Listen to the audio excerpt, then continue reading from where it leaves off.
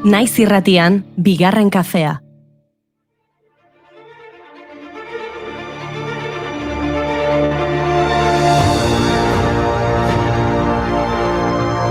Arratsaldeon eta ongi etorri bigarren kafera, hemen gara berriro eta iritsi da konturatu gabe ere abendua. Eta abenduarekin batera, hotza. Eta gabonak. Bueno. Esan zenidan abendura arte ezin dituela gabonak aipatu. Ba, listo, iritsi da. Gaur abendua da. Aizue, giroan sartzeko abestiren bat jarriko dugu, ezta? Hombre. Venga, bota. Ai ama, nik uste goiurikola prestatuko zula. Hola, zerrenda bat, ez? Noski baiet. Bota? Ikusi Elenortze bilela saltxeatzen. Ba, ez non zerrendatera behar, baina venga. DJ. Play. Wow! You can hang your lights on me. Hang your lights. Hang your lights. Hang your lights. Hang your lights. You can hang your lights on me. On me. Put yourself at the top of my tree. And you can hang your lights on me. Leheno esan dezue gabonetako kantu bat egin behar genula bigarren kafetik. Bai. Bai, egin Eta behar baina martxa. Baina roi ondan, ez? Horreko gola! Hang your lights! Hang your lights. Raise a toast to one and all. Hang your lights! Shut the curtains and the door. I want you love and not you all. You can hang your lights on me. Hang your lights! You can hang your lights on me. Hang your lights. Hang your lights! Hang your lights. Hang your lights! You can hang your lights on me. Bueno, nola datorren asteartea. Ikusten gabonek badute bere xarma. Eta Jamie Kulumek, bai, bere hotxarekin, beak bere osotasun guzti horretan badu bere xarma, bai. Onartu behar dizut, ondo aukeratu duzula bestia goiuri. Gehiago dauzkate, zen aizu, nik antolatu ditut gaika. Daukat, argia, izarrak, negua, elurra. Elurra. Play. Kamutil Ai. jaikiadi, kanpoan zer den miradi, baina usia elurra da, lurra txuriz estali da. Kamutil jaikiadi, kanpoan zer den miradi. Haze lotura indezun, Ikusten. Kiak. Gaurko egunez zendu zen Mikel Laboa, 20. mendeko euskal abeslari ezagunena, bere oihartzuna gure mugetatik kanpora ere zabaldu zena. Eta gure mugetatik kanpo, gaurko egunez ere, James Baldwin estatubatuar eleberrigilea hiltzen. 20. mendeko erdialdean, Amerikako Estatu Batuetan izan ziren arrazakeria eta sexualitatea jorratu zituen bere liburuetan. Bilakatu zen, azken finean, eskubide zibilen aldeko ikono batean. Eskubide zibileko ikono batetik bestera, gaurko egunez duela 75 urte Rosa Parks emakume beltzak uko egin zion autobuseko eserlekua gizon txori bati uzteari. Alabaman, orduko Amerikako Estatu Batuetako hegoaldeko legeak zionaren aurka. Ekintzanen ondorioz preso hartu zuten eta askotan aipatzen da hau izan zela eskubide zibilen aldeko mugimendua piztu zuena. Viva Rosa Parks. Gora. First 1955, our freedom movement came alive. And because of Sister Rose, we don't ride on the back of the bus no more. Sister Rose, she was tired one day after a hard day on her job. Eta Rosa Parksen inguruko dokumental zoragarri bat badago, ez da ez dut ikusi, apuntatu. Did you wonder who fired the gun? Deitzen da, eta Janelle Monáe abeslariak narratzen du. Eta gaurko egunez jaio zen Janelle Monáe, 35 urte gaur, zorionak. Eta gaurko egunez jaio zen Pablo Escobar, kolombiar politikari eta narkotrafikatzailea. Berriro ezaguna eginda azken urteetan, narkos telesaiagatik. Plata, plomo, jarri telesainaren abestia. Soy el fuego que arde tu piel, soy el agua que mata tu sed, el castillo, la torre, yo soy. Telesaiak aipatzen hasita, Sex and the City ere aipatu behar dugu. Behin hemen izan genuen polemika pixkat Sex and the City. Crossoverren ere hori bilin nintzeni arbitro lanak egiten. Claro. Eta zilik irabazi zuen eta Friendsek irabazi zuen. Friendsek irabazi zuen. Bai, ez, keba. Memoria revisionismo ariketatik modu. Kandans, Bruce Snell idazle gaurko egunen jaio zen, berak idatzi zuen eta Sex and the City, liburuak gero telesail bihurtu zena. Bakizut telesail hortan ez direla gabonak aipatzen. Bueno, ez gabonak eta ez dute jai egunei aipamenik egiten, ez dago Halloween, ez dago San Valentin, ez Beti dalako dago jai. urtezar eguna, eta ez daude gabonak, atemporala da. Ja, eta izuretzako barka ezina da ez da. Bueno, tira, aitzaki bat nahi nun gabonak aipatu da abesti bat jartzeko. A ber, Goiuri, Ezeiza Arandia. Esan. Aborrela izango da abenduaren 24 arte? Gehiago! Bai, Gehiago? Jakina, gutxienez, horrela izango da. Venga, entzun, bida, Miley Cyrusek Santa Baby abesti mitikoa hartu eta bertsio feminista egin zuen. Entzun. Cash or stars, nothing that comes in a box. No more clubs, I've had enough, and I can buy my own damn stuff. Dance, baby, I got a ballin' car of my own. Goiuriren aurpegia poema bada. Utzi pixkat. Santa baby with zero help from help on the shelf. Esan barra duken ni Miley Cyrusek orduan eta gehiago konbentzitzen hauela. Hau da, urteak aurrera pasala, emakume horren indarra eta batez ere bere ahotsan isladatzen den. Bueno, Esango dut hori. Eta gauza askoz dotoreago eta interesgarriago egiten hasi dela, ez? Urte poderioz. Baita, baina bueno. Edo emakume zuek hasi izate guaino boteretsuak. hartzen gauza autoreak egiten ditula. Hasi gara. Mileyk hasi Ai, Zeta Generation, lasai, Zeta Generation. Eskerrak Gabon eta Zaratago gai interesgarriak ere badakartzan, bigarren kafearen 105 honek. Baiz, gaurkoak oso interesgarria dira gainera. Itziarin zauzti, baso bainui buruz hitz egingo digu. Eta Juan Ignacio Artxuaga dator gaur, gentilei buruz hitz egingo digu berak. Eta Iesaren kontrako nazioarteko eguna da gaur horren inguruan ere ariko gara.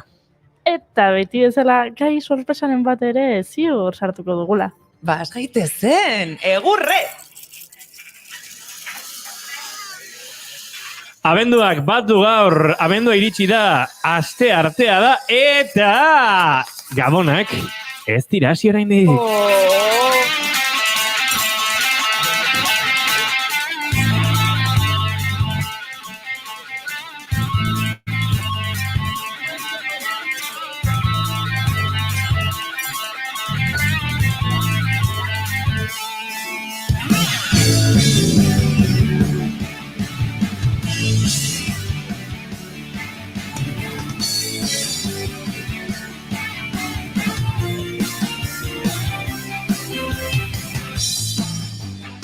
Zuekin, Maitena Salina!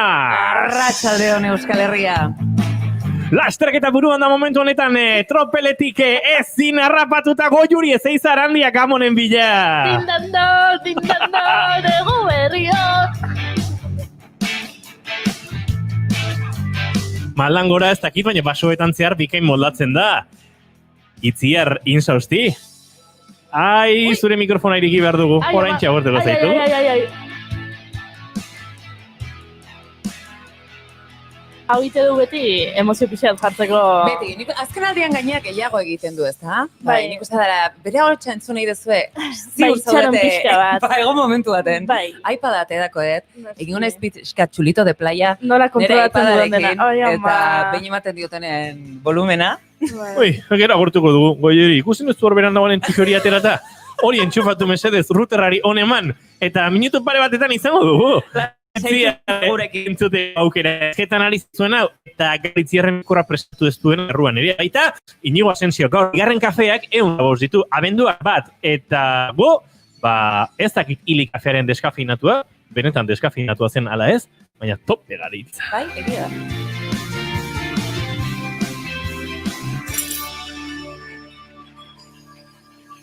Goiuri, nahizu Gabon pixka gehiago.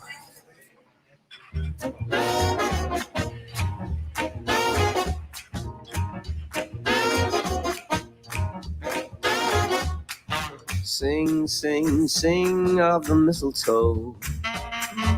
Dance, dance, dance by the fire. Keep the golden songs alive with an old church choir. And and you can hang your lights on me. Love, love, love under frosty skies, arm in arm in the snow. There's a twinkle in your eye, 'cause when you know, and you can hang your lights on me. Horen bai. You can hang your lights on me. Itziar, arratsaldean. Arratsaldeon. Epa! Kaixo Itziar. Kaixo. You can hang your lights on me. Beste aukera da, abestianen bertsu bat egitea. Bai. Bai, Bai. Hau, zoragarria da. Oso Dauke ona da, suina baina dauke. zaila da. Baina, a ber. Hain ona izan da, A ber, adiez, hang your Oso lights. arriskutsua Dala, hola, momentu handiena. Euskeraz, nola botako genuke? zintzilikatu argiak. Zintzilikatu argiak, hori bai dala zangala traba. Bai. You can hang your lights on me. Hang your lights. Beste zangala traba. Hang your lights, hiru silaba, emaidazu maitasuna niri amar. Eskerrik asko. Emaidazu maitasuna niri. Maite duten tartean murgildu behar dugu hemen inork ero gaudela deklaratu eta garai batean bezala sorginkeria egozten gaituzten arte. Izan ziteken. Nora hasiko da Maite dutekin? Bani hasiko naiz? Wow, venga, Wow. tipitun pampum. Bida, nik maite ditut masajea, eta batez ere ez usteko masajeak, eta ni hain izan hemen lanean, ze hemen bigarren klaseko estudiotan lan pila bat ite dugu. Eta ni hain izan ordenagailun lanen, eta bueno, lankide bat gerturatu da, baita ordenagailuan zerbait begiratzera, eta orduan aprobetxatu du, eta ordenagailuari begirari ginela, hasi zait, masaje bat ematen. Izan da zoragarria. Zertzabe, pixkatola mimosa. Ni beti. Beti. Imanol Majo, eskerrik asko. Zoragarria da, gaina ditu hola korala. Noski. Hau Beltzak. perfectoa da. Eta gu badugu Beyoncé txuria gurekin.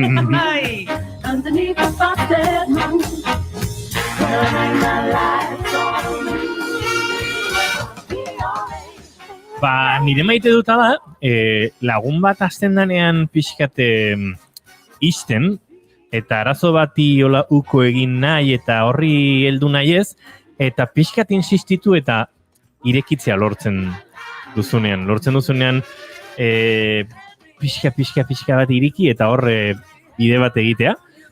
Sentsaziorik gustatzen zait.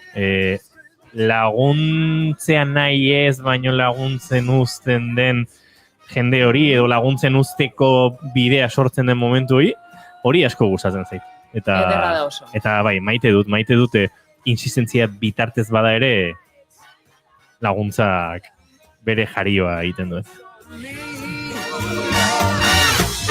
Put yourself at the top of my tree. Maitena Salinas, zein da zurea? Dantza egitea! Hang your lights. You gotta hang your lights on me. Put yourself. Garatu beharko du pixka gehiago. Hori izan behar nuen, ze barkatu, baina dantza egitarena, Oiana Maritorenak eskatu zuen, nuen dela aste batzuk. Bueno, baino Maite auskalo duta. bea nondik egiten duen. Ni txikitatik dantza asko egin izan dut, ni nere burukin, nere pribatutasunean, eta, bueno, eta publikoan ere. Suelto edo agarrau? Denetarik egiten dut. 11 urtekin eman zidaten lehenbiziko saria, izan zen ondo dantza egiteagatik kanpinean. Bai, herrixeko kanpinean, esan barra duket, eta adin guztiko jendeak hartu zuen parte. Eta zuk irabazi zen. Eta nik irabazi nuen. Bueno, Nik eta uste ze dut- dantza egin zen, zea bestirekin? Ez denetarik zan, dena improvisatu ez zan, eta egoten zinen, igual ordu bete zola jota zu dantzan. Ai, ama. Eta netzako dantzaitea, esango izu zergatik maitxeetan imeste, eta da, nere gorputza, nere harima, nere energia, nere intentzioa, nere bizitzako, ez dakite, esanaia batzen dituen toki berdina dalako. Ni dantzaiketen dau puntu bat, ez dakit nola esplikatu, jariotasunez naizena. Ez? Ez dago epaiketarik, ez dago gauzak ondo gaizki egiterik, bakarrik espresioa dau, askatasuna dago, eta hor sortzen dan magia bezalakorik, ez dago inunea. Orduan inberdeu abestia, eta Eta dantza, eta koreografia. Hombre, jakina. Eta TikToken dantzaren koreografiaren bideoa. Eta Twitchen Ados. tutoriala. Ados, bale, iganden, behiz ikusten du hemen elkartze. Hasi horroko lanen ja. Haude, bau, Marcia.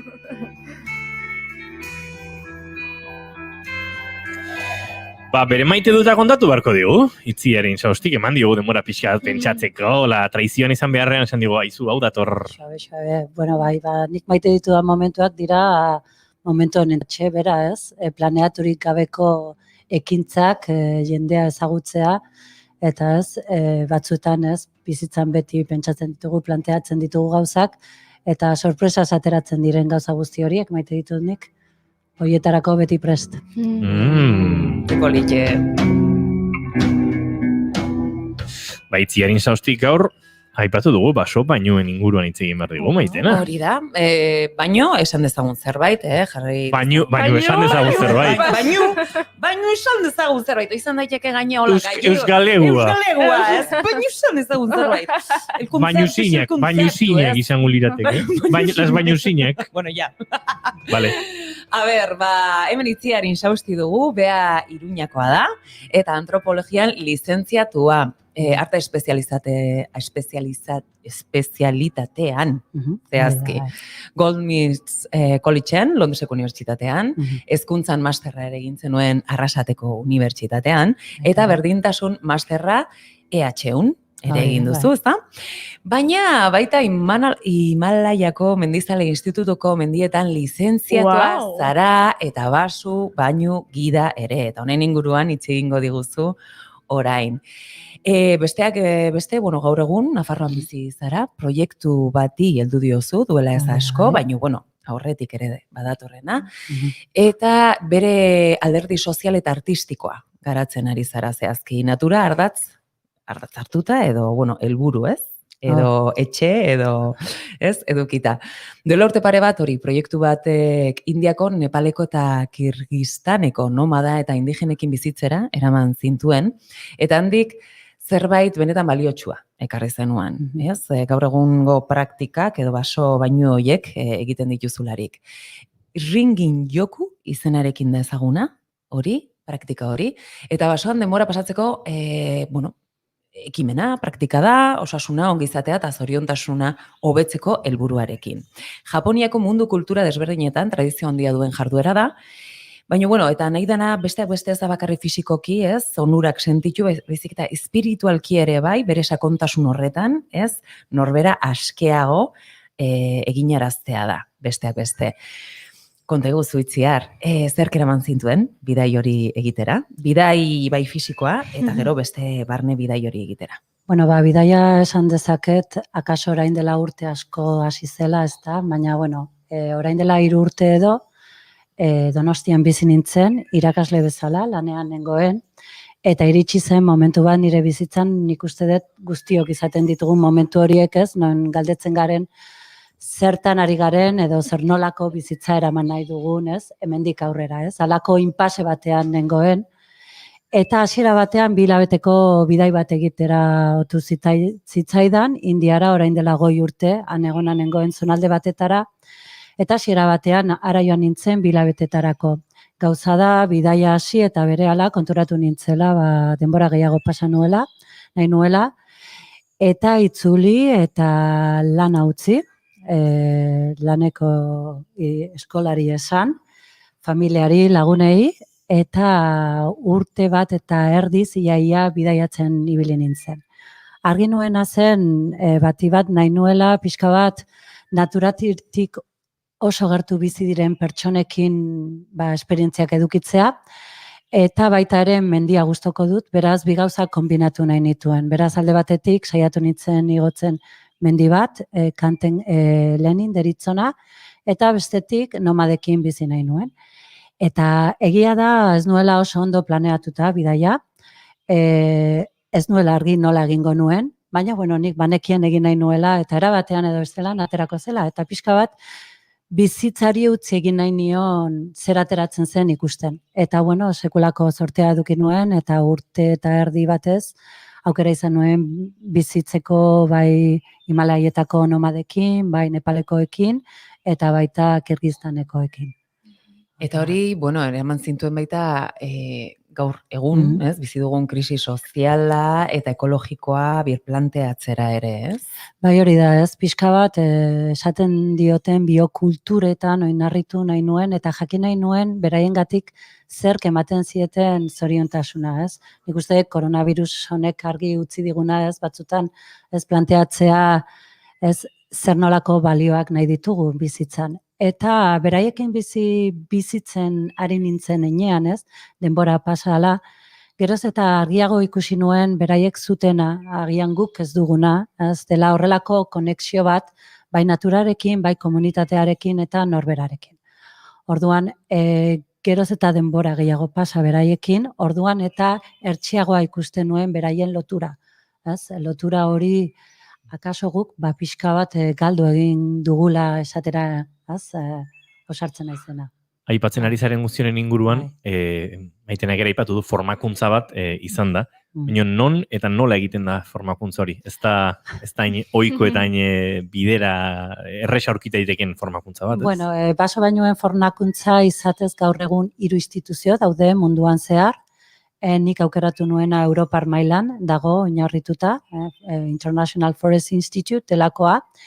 Eta, bueno, guk egin genuen kurtsoa, nik bidaiatik etorri, eta ja argi nuen, baso bainoak egin nahi nituela, ze bidaian ezagutu nuen kontzeptu hori, etorri, eta, bueno, urte batez egon nintzen prestatzen horretarako, eta bueno, egon ginen Portugalen, Europako lurralde desberdinetako pertsonak, elkarrekin egin genuen kurtsoa, eta nik maiatza bukararako ja hasi behar nintzen baso bainoak eskaintzen. Egia da, koronavirus honekin sekulako aldaketak egon direla, ez? Eta agian aukera bat izan dela niretzat baso bainoen garrantziaz edo onuraz, ez?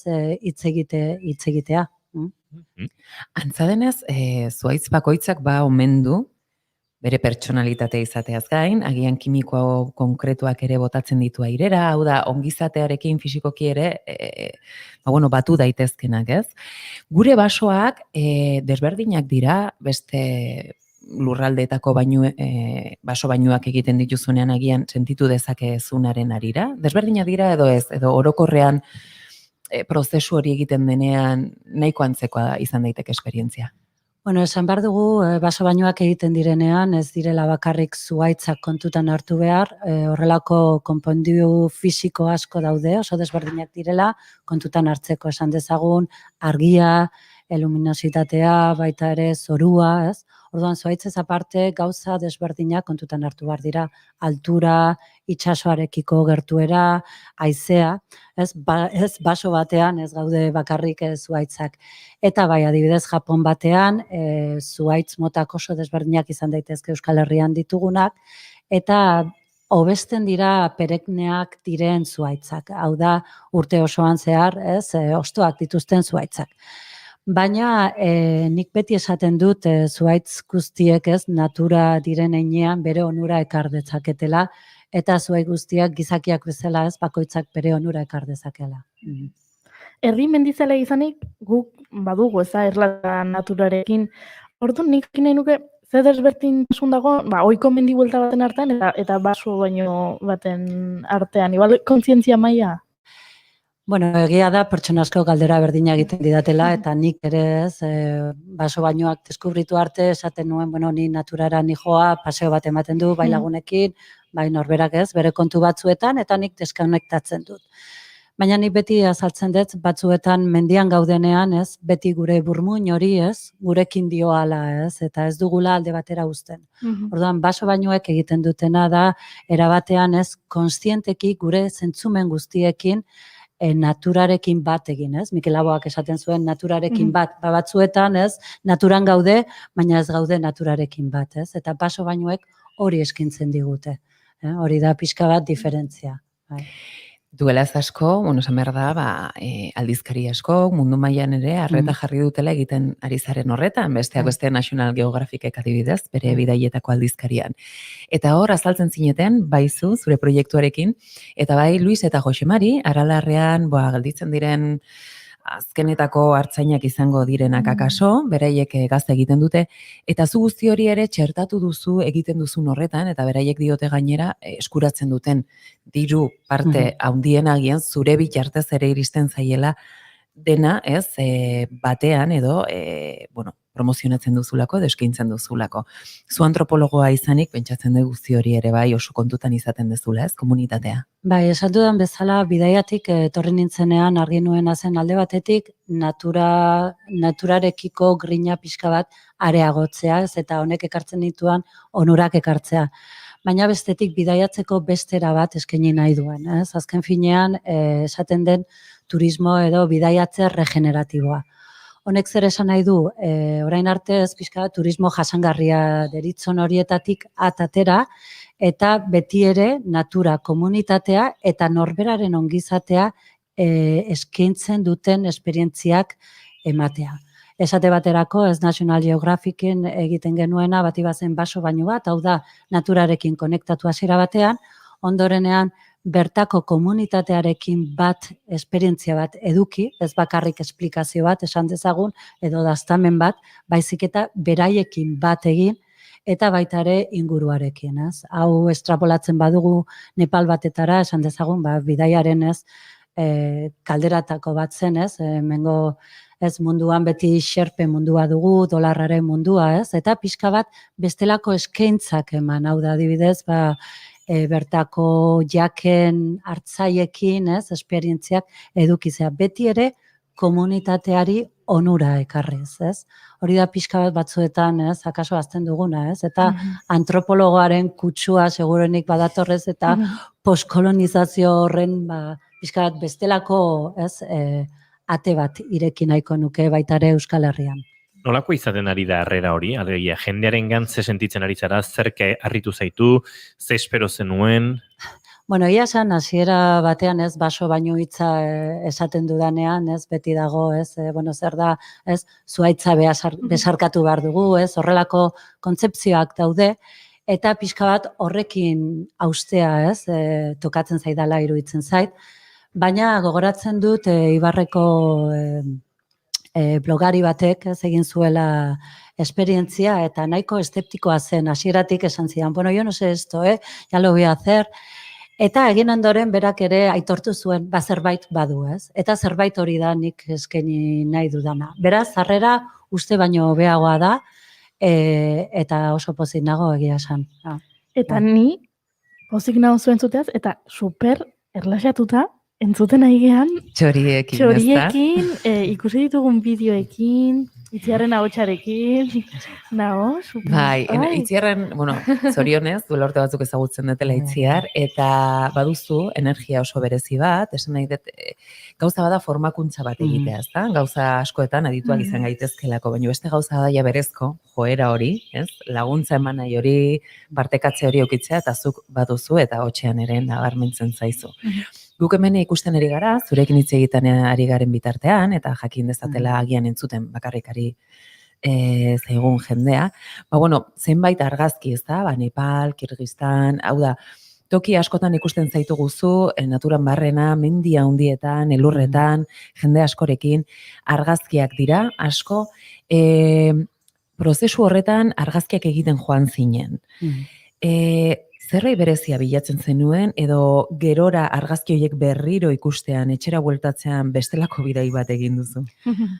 Esan dudan bezala hasiera batean, ez, bidaiaren hasiera zen galdera batekin, ez? Nola bizi nahi dut hemendik aurrera nire bizitza, ez? Eta egia esan ez nuen horren erantzunik. Beraz, horren erantzunaren bila joan nintzen. Eta bukaera arte gogoratzen dut, ia 6.000 metrotalo egin nuen, ez? Kirgistaneko Lenin mendi ondoan, ez? Orduan konturatu nintzen, ez? Erantzuna banuela, ez? Eta egia esan, itzultzerakoan ere, prozedura horrekin hasi nintzen, eta argi nuen zer egin nahi nuen. Hau da gaur egun eskaintzen dudan hori, ez? Pixka bat, jendea naturarekin konektatzea, norbera, eta pixka bat agian indigena horiek eta nomada horiek niri erakutsi zidaten hori, ez? Eta, bueno, esperientzia bat kontatu behar dizuet, negoela Dalai Lamaren bon batekin, hauek dira animistak, budistak baino leganeko gizarte bat, oso gutxi gelditzen dira munduan, Nepaleko Mustang herrialdean bizi dira, 20 herri bat dago bakarrik, eta 20 familia bizi dira, ez? Eta horietako batek eman zidan zuhaitz zati bat. Eta nik momentuan, ez, bizitzan gertatzen den bezala, ez, hartu nuen zuhaitz zati hori, eta esan nuen, bueno, hau zertarako ematen didat. Eta nik ez duen ezer esan, ez? Baina, orain konturatzen ez, bazegoela, ez, bide bat jada prestatua, ez, zentzu batean edo ostean. Bueno, entzule hariko da entzuten eta gu bezala erlaxatuta eta gozatzen soinuaz eta kontakizunez, baina akaso esango du, tira, nire hau interesgarria egiten zait, baina enaiz osorik ulertzen nahari nolakoa den baso bainu bat. Gero galdetuko dizugu nola jarriko den zurekin inora harremanetan, nola egin dezaken, baina nolakoa litzateke alegia, eizu nik esperientzia probatu nahi dut, saio bakarra egin daiteke, bat baino gehiago, eta nolakoak dira saio horiek? Bale, gaur egun eskaintzen ari naizena da gehien bat egun erdiko baso bainuak, bai Nafarroan eta bai Donostialdean, eta zuk esan duzun bezala, bueno, zer da baso baino hori, ez? Bainuan, bainatu behar gara basoan, edo zer da egin behar duguna. Ba, bueno, paseo batzuk dira, izatez, ibiltzeko beste era bat, esan dezagun, gehienez 2 kilometro dira, beraz, edonork egin dezake, eta, bueno, praktika batzuk gomendatzen dira, gonbidatzen da jendea praktika horiek egitera, hasiera batean erlaxatuz, akaso agotsa ere hortik dator, pixka bat, ez, norbera pixka bat laguntzen deskonektatzea gure egunerokotik, ez, momentu honetan bezala, eta hemen jarri duzuen bezala ondo, ez, soinuetan akaso, ez, enfokatzea, ez, eta horren gonbidapenak egiten hasten gara, eta 2 orduz gonbidapen desberdinak, ez, entzumen desberdinak, nabaritzen, sentitzen, ez, eta barneratzen. Eta, bueno, 2 ordu horien bukaeran elkarketa bat egiten dugu, partekatze bat, eta hori da eskaintzen dudana. Bestetik baitare enpresekin eta organizazioekin hasi naiz, eta horiekin pixka bat baso bainuak eta haratago joaten gara, ez? Azken finean, norbaitek sormena landu nahi badu, bondin delakoa, edo enpresa bat, edo instituzio bate, behar balin badu talde bezala, ez? Pixka bat, garaiak direla eta ez balako lasaitasun bat. Eta atzo esaterako, txigidalekurako, datorren urterako ja esperientzia batzuk eskainiko ditugu honen inguruan baita ere. Kasu horretan gainera, bai, natura eta artea, ez? Batzen dira. Txigidalekuren kasuan adibidez, berezitasun horrek zer ematen du, zer egiten du? Bueno, txigidak beste euskal artista eta asko bezala, ez, Mikel Laboa bat, Gorriti bat, ez, naiz eta oso desberdinak izan beraien izatean, badute naturarekiko lotura hori, eta txigidaren eskulturak esan daitezke baita direla zuhaitzak baso batean. Orduan, bere eskulturak beti airera begiratzen erazten dizute, ez, espaziora, haizea, ez, eta horrelakoekin jolasteko aukera ematen digu, beti ere askatasun horren bila, ez, garenon, guztion bidea, ez, lagunduz, esan dezagun.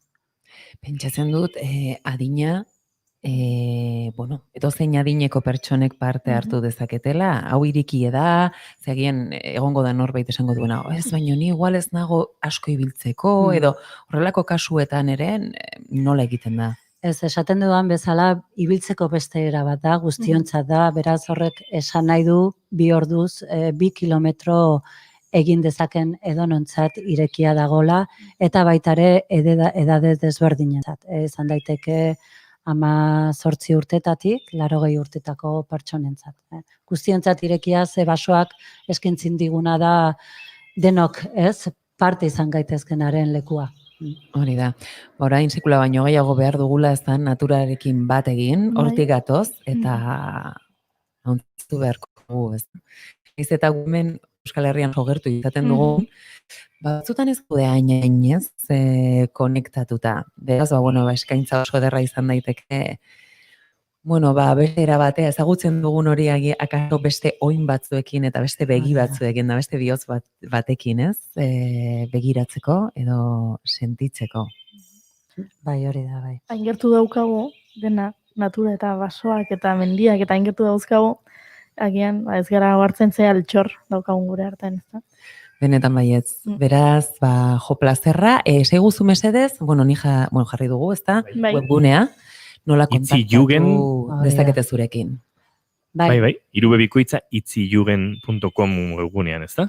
Hori da, edo bestela Instagramen bitartez ere, arazori gabe. Bai. Ai, ze goxo. Beste doinu goxo batzuetara joko dugu. A ver. Baina gabonetakoak?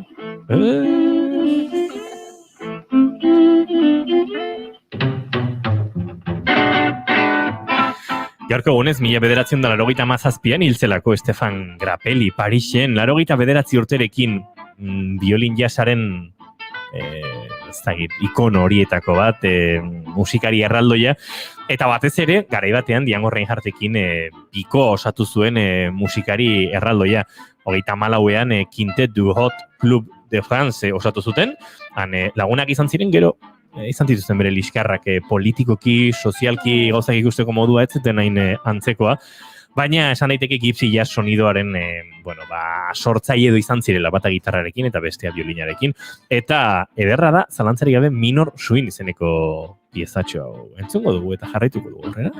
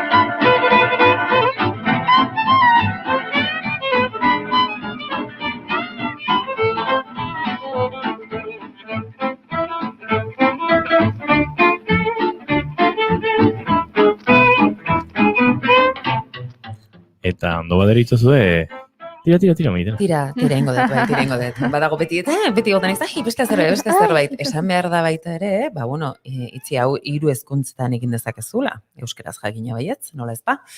Espainolez, inglesez. Zu inglesizun oso trebea zelako, eraz? Bai, esatrako Maria Cristina eta Arima bezalako telekin lanean hasi naiz, eta horiekin gehien bat ingeleraz hitz egiten dut. Inglaterraz 13 urtez bizi izan nintzen, beraz, batzuetan oraindik ere manejatzeko gai naiz esan dezagun. Bai, leheno ez da gize Institute School edo aipatu duen, eta nabari, izan hori hauskieran akats hori badut. alako trebetasuna, bai, ez, hori ez da akatsa, ba. Gauzak behar ez dela hauskatu behar dira. Hori da, eta ez hemen bezala esaten, bada Michael Douglas eta Kirk Douglas. Ez horrelako gauzak egiten ditugu. Bueno, edo aipatu duzula, Sean Connery ere bai, Sean zen? Connery. Sean Connery. Harrison Ford, Harrison, eta horrelako. Baina, bueno, bai. Orduan irikita dagoela, hizkuntza desberdinetara eramatea, eta gero, naturalen hizkuntza ere unibertsala izanik. Liura aski denontzako, barruaraino iritsiko dela. Plazerra, Itziar. Bueno, plazarra nirea benetan, mezuekin egotea, eta ikustean nola zeinen ondo eramaten zareten hiruen artean. Egia da. Bueno, ez da denain polita. Pentsa zenbatean jakoeten polita, jarri detela gipsia esa bestia, zen, bueno, orain ingo dut, besti bat jarri goiuri pozi jartzeko. Eta bueno, jasetik bluesera. Eta Christmas Blues izeneko Sabrina Claudio, orain dela gutxi publikatutako kantu honekin, egingo dugu aurrera. Baina Itziar agurte egingo dugu. Lastra arte, edo gera daia gurekin egon. Bueno, doni bada zugeratu, zure etxe izan daik. Egunen batean, baso bainu batola lantalde guztiarekin. Hori esan behar nuen, hori egin beharko genuke. Ze azkenen hemen gauzak plata gero gu ez bitzea, ez bitzatek ez izango. Imaginatzen Fari basan, oi ze ondo, imaginatzen Iana Marita, oi ze ondo, imaginatzen Mai Gorosti, buah, gaina ipuin bat kontatzau. Nik denak batuta, akiston talde zara ingo genukeela. Beraz, edo egunetan deituko zaitugu? Osondo, nahi duzuen arte, kontratatzeko. hori da, eta elkarrekin ikusiko gara. Mila esker Mila esker, plazerra. Eta zu gozatu goiuri. Hace un pari polita. Ai. Jarri.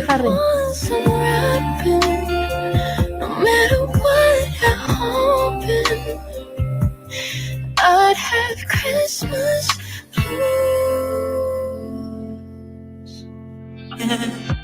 don't want mistletoes if I'm not there to hold you close. A white Christmas Eve, not try to hear the angels sing. If I had one wish, I'll take you down by the tree. 'Cause all I want is you and me. 'Cause if I didn't have you, when the snow is falling on the winter morning, I'd have Christmas blues if I didn't have you. If I didn't have you, everyone's unwrapping. No matter what you're hoping, I'd have Christmas blues if I didn't have you.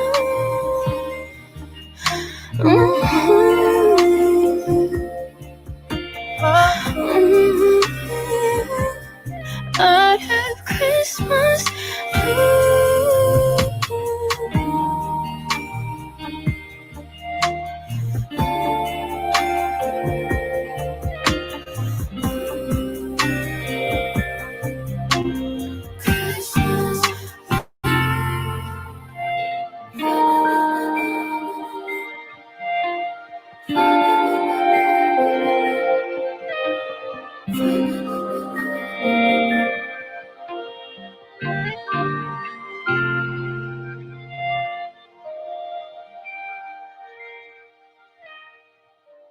Naiz irratian, etzaizua gertatzen igual, norabaitea deitzen dezue, eta kaixo, bai, nor da, eta naiz irratia naiz, eta hor dago aukera basartzeko bukle batean, naiz irratia naiz, amaiera gabeko bukle batean. Begira, hau ez dugu mikrofonotik kanpo hitz egin, baina egia da, problema de xente ematen dituela, ze, klaro, hau kaixo, aserrasti naiz.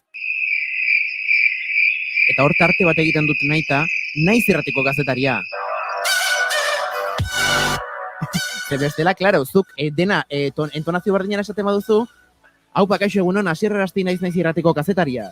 Esaten du, ez pixkat, iztotela edo zarela. Hau euskaldun berria da. Kaixo, asierrerasti naiz irratikoa. Naiz irratikoa.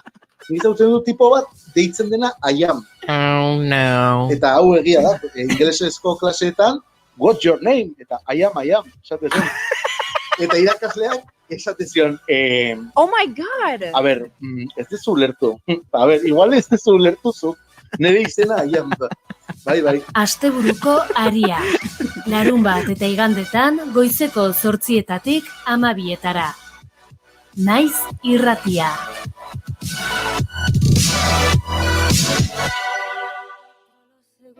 Que pasaron hasta que pude encontrarte entre los rostros congelados y pasó una eternidad al mirarte y contemplar en tus ojos reflejada mi mirada. Y hoy bendigo las razones casuales por las que decidiste elegir mi banco para... Ze kantutzarra eta ze emakume buska. Bai, Rosalén, comiéndote a besos. Fue tu roce, fue tu aroma despertando mis hormonas, lo que me obligó a cerrar la mente y respirar y controlar la activación y mi razón. Askok gogoratuko duzuen moduan, gaur IESaren kontrako nazioarteko eguna dugu. Eta esan barra daukagu, egungo osasun krisi nagusietako bat dugula IESa, oraindik, bai. Batzutan ez dugu honetaz hitz egiten, baina oraindik hor dugu, mai gainean dugu, tamalez. 1980ko hamarkadaren hasieran, Estatu Batuetan lehenengo kasuak diagnostikatu zirenetik, gutxi gora bera, 78 milioi pertsona kutsatu dira birusarekin eta 39 milioi hil dira. 39 milioi pertsona asko dira, IESaren edo IESarekin lotutako gaixotasunen ondorioz. UNAIDS-en arabera, gaur egun 36,9 milioi kasu daude munduan oraindik. Urtero, giza inmuno eskasiaren birusarekin bizi direnen kopurua handitzen ari da. Datu honek irakurketa bikoitza du alde batetik, positiboa. Esan nahi da, gero eta jende gehiagok sarbidea duela erretrobirusaren aurkako tratamenduetara, ezta? Baina bere alde negatiboa ere badu. GIB IESaren pandemia egunetik egunera edatzen dela esan nahi bai. Y tú que no ves, quiero seguir comiéndote a besos. Y es que el miedo que yo tengo es simplemente no poder saborearte lo suficiente. Es dejarte escapar, es vivir sin apostar por quien juega con la mano más. Aurrerapenek ez dute infekzio berrien igoera geldiarazten. 1980ko hamarkadaren erdialdean terapia antirretrobirala hirukoitza iritsi zenean gaixotasun hilgarria izatetik infekzio kroniko izatera igaro zen. Hala ere, izandako aurrerapenak izugarriak izan arren, gibak infekzio berriak prebenitzeko eta kontrolatzeko ahalegin guztiak gainditzen jarraitzen du. Birusa bizi duten pertsonen ehuneko 80 herrialdetan biltzen da. Hego Afrika, Nigeria, India, Zimbabue, Mozambike, Tanzaniako Errepublika Batua, Uganda, Kenia, Estatu Batuak, Errusia, Zambia, Malawi, Txina, Brasil, Etiopia, Indonesia, Kamerun, Bolikosta, Tailandia eta Kongoko Errepublika Demokratikoa.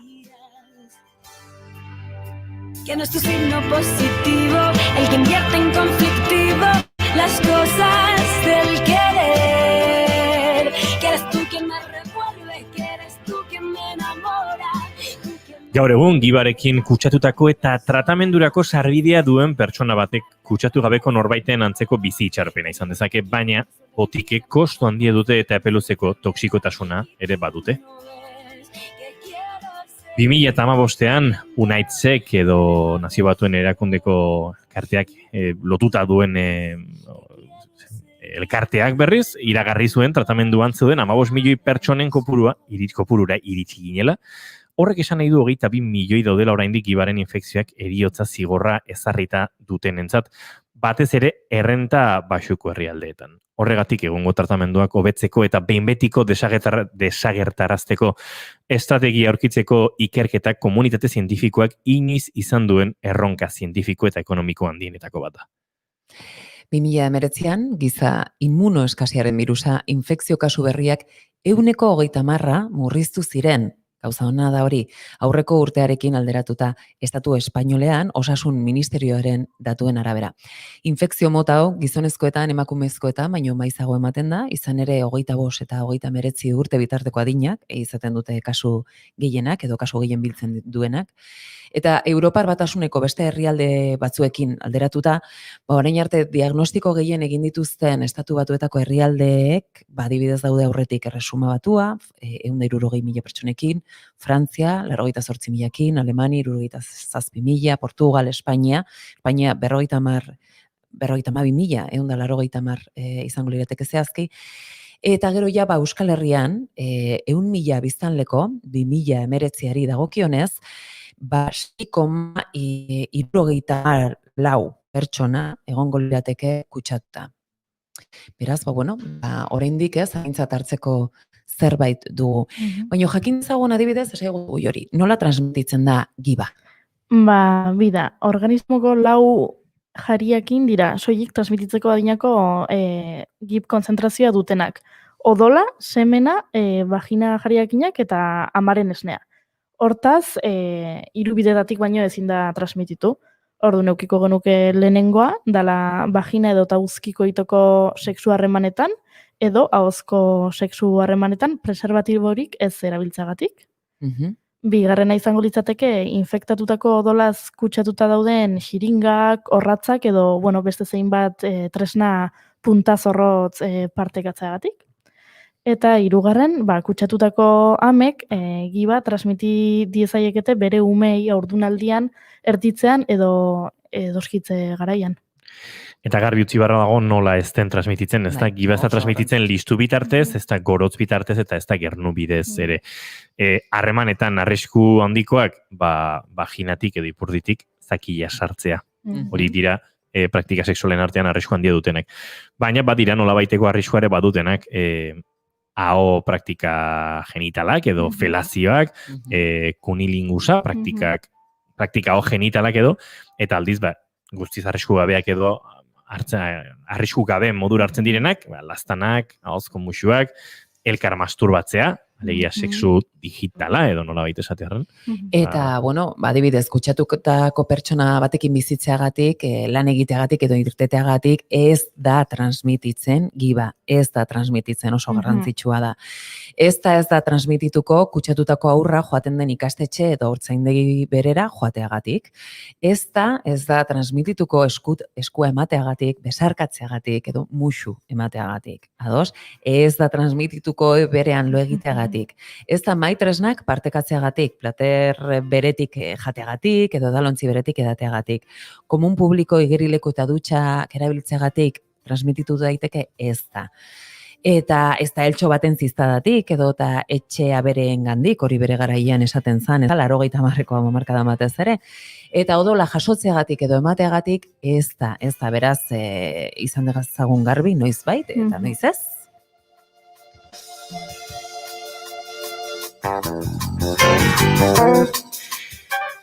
Eta hortxe baditugu noski zalantzak eta nola jakin, ez? Giba inoiz barrenatu dugun, alegia kutsatuta ote gauden, ez dut uste hemen hipokrisietan ibiltzeko beharrik dugunik, eta pentsatzen dut denok edo inoiz izan dugula, sexu praktika arriskukorik, harreman arriskukorik, aipatut ditugun horrelako praktikak, eta noski gure osasunagatik, baina batez ere ingurukoenarengatik ere, gomendagarria da horrelako egoerak ezagutzea, ez?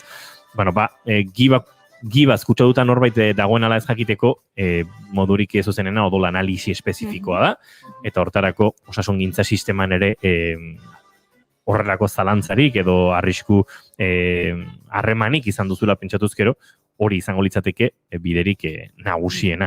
Analisi horretan detektatu da pertsona batek gibaren aurka antigorputzik baote duen, itxuragatik bakarrik ezin baitio inorri igarri infektatuta dagoen ala ez hori garri utzi behar da. Eta garrantzitsua da baitak kontutan izatea, gutxi gora bera, 3 hilabete igarotzen direla antigorputzak sortu arte. Beraz, arriskuko jokabideak izan dituzula, izan dezazun ardura nahiko mesedez, itxaron, analisi horiek egin osteko emaitza horietara, ez da? Jakiteko, infektauta egon zaitezken, edo ez.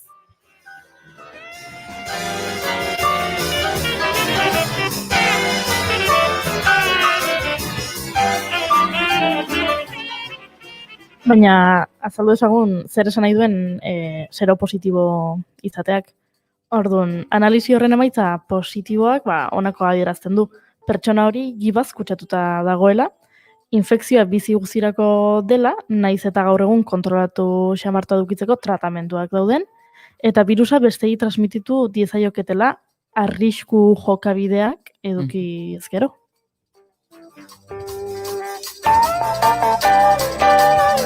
Baina galdera garrantzitsuna, sendatu aldaiteke infekzioa, gaur oraindik ez. Ez. Tratamendua asko aurreratu bada ere, oraindik ez da lortu erabat sustatuko duen botikarik. Oroari bai, gibak, aurrera egiten galarazteko erabiltzen diren botikak erretrovirusaren kontrakoak dira, hori bai. Botika horiek zer egiten dute birusa ugaltzea oztopatzen dute, baino aldi baterako, eta behin betiko suntsitzen ez badut ere esan behar da, gibare eramaileen bizitza luzatzen eta hobetzen dutela, horrek esan nahi du gaur egun, daudela pertsona batzuk ez, giba eduki bai, baino beraien bizitza era alik eta normalenen, ez, aurrera eramaten dutenek. Beraz, hau guztia esan da, gogoratu dezagun informazioa azkenen, bestu egiten gaituela bai gu eta bai besteak, eta arduraz jokatzea dela gauza, disfrutatzeko era asko daudela, protekzioarekin ere gauzak ondo egitea badaudela, eta gozatzen jarraitu dezakegula era horretara. Beraz, konstiente izan gaitezen. Batez ere konstiente izan eta ingurua babestea. Eta ingurua babesteko garrantzitsuena guk euz egoeratan gauden jakitea dela, eta askotan hori usatu egiten dugun ardura bat dela, ez da hain arazotsua eta hain arraroa batek transmisio sexual bidezko infekzioen test bat egin, iesazari gara badaude bestelako infekzioak, eta gure bitzitza izorratzeko almenare badutenak, eta horrexegatik sexu harreman irekian bizi diren pertsonek, hau aintzat hartu beharko lukete. Informazioa hor dago, ez da ezer edo gehiegi aldatu, baina oraindik ere zalantzak baditugu, iesaren transmisio moduen inguruan, honek zer suposatzen duen, estigmatizazio hori neurri batean aldatuko zen, baina oraindik ere hor badago, ez? Hor dago, eta bere garaien esan oizen bezala, pentsatzen zen, ez? Estigma hori ere normalean gainea, pertsona konkretu batzuen gana, ez, bideratzen zen, eta ez, begira.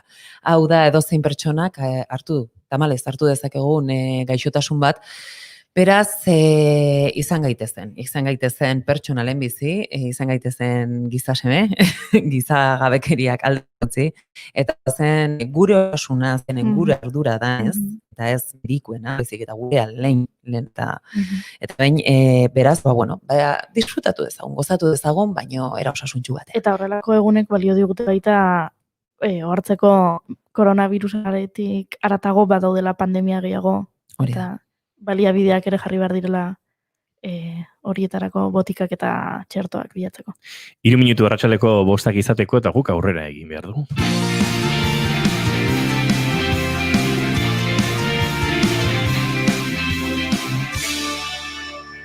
Bigarrenak ez direlako beti okerragoak, bigarren kafea. 3 minutu arratsaldeko 5 izateko eta 3 egun ontarako. Eman zure taupada euskal kulturari Durangoko azokan. Zuzeneko kulturekitaldiak. Liburuak eta diskoak eskuratzeko online denda. Durangoko azoka.eus. Abenduaren 4tik 8. Janediaga elkartea.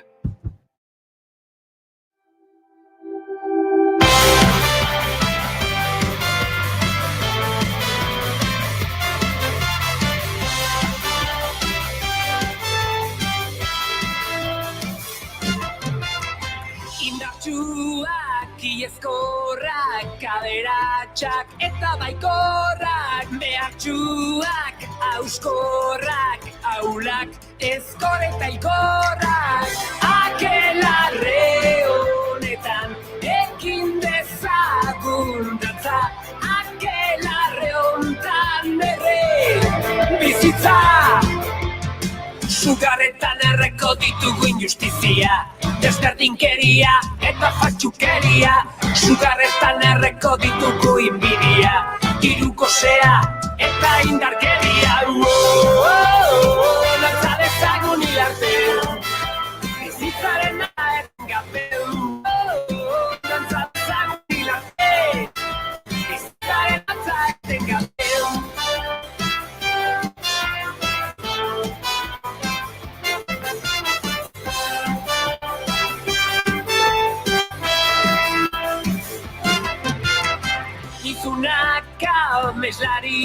Txoriak, gaiztoak eta gudariak, maitaleak, etxituak, etxaiak, itxaropentsuak.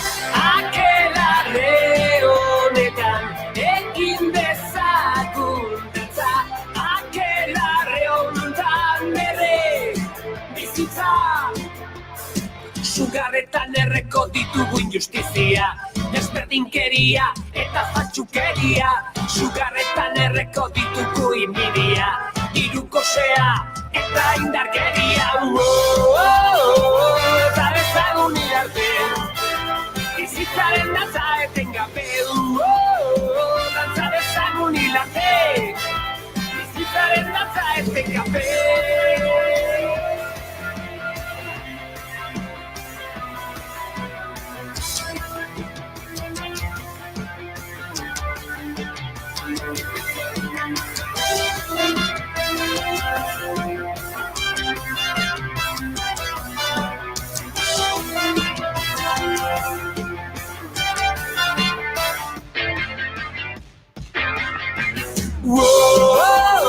Dantza dezagun irarte, bizitzaren dantza etengabe. Dantza dezagun irarte, bizitzaren dantza etengabe. Dantzatu, gozatu, dantzatu, bizitzaren dantza etengabe. Dantzatu, gozatu, dantzatu, bizitzaren dantza etengabe. Durangoko azokarako 3 egun besterik ez dira falta, eta guk, modus operandiren kantu honekin egin dugu, Durangokaren playlist edo musika zerrendotan, gure tartetxoa baino kantu mordoa dago, eta hor, aipatu ditugun batzuk, tira, oso berriak direnak, eta beraien proiektuak lehenengoz Durangon izango dituztenak, beste batzuk, akaso, ezain berriak, inat, elorri eta bera bezala, eguzki argitan kantuarekin irter argiak proiektutik hariko delako bertan. Aspalditik gatoz, baina Eta guk eguzki argitan edo zein argitan, ilargiaren argiarekin ere moldatuko gineke ilunak argitzeko. Saltzara inoiz, eguzki argitan hautsa izan.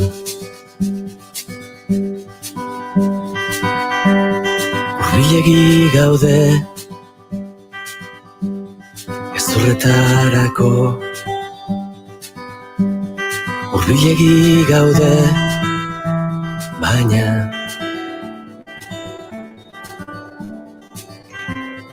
edo zetxetan zindan eruan eguzki argitan hautsa izan.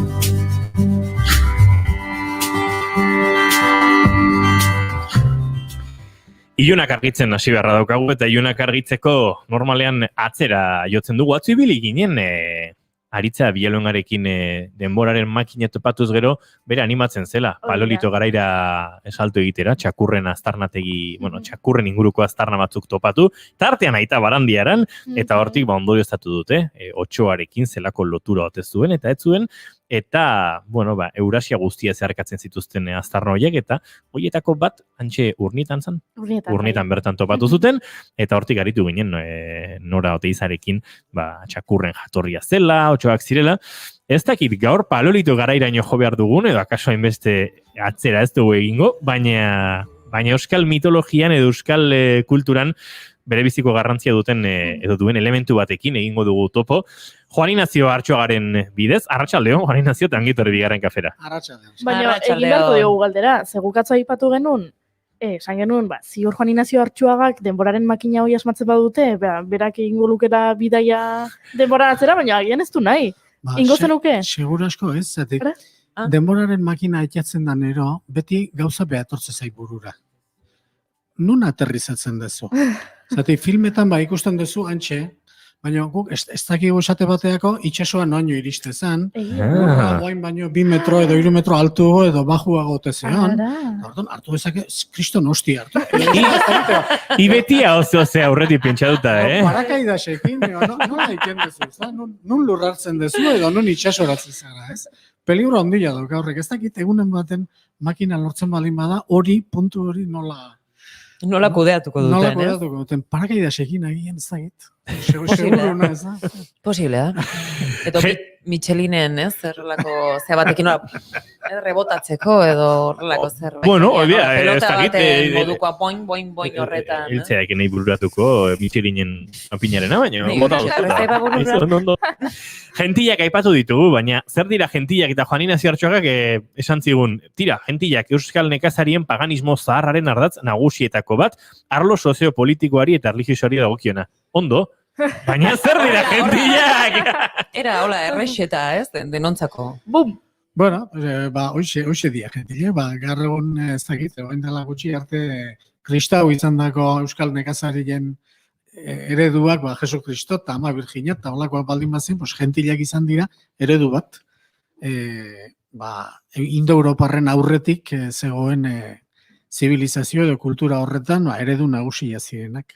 Indo-Europarren aurreko kulturetatik aztarna gehiegi edo ondorio gehiagik ez, gurea esan genezke horietako bat. Bueno, aztarna materialak baditu, gentillak trikuarriei, lote zaizkie, trikuarrien kultura da, esan dezakegu trikuarriek ziala, gentillaroko elizak nola baita esateko, ez da?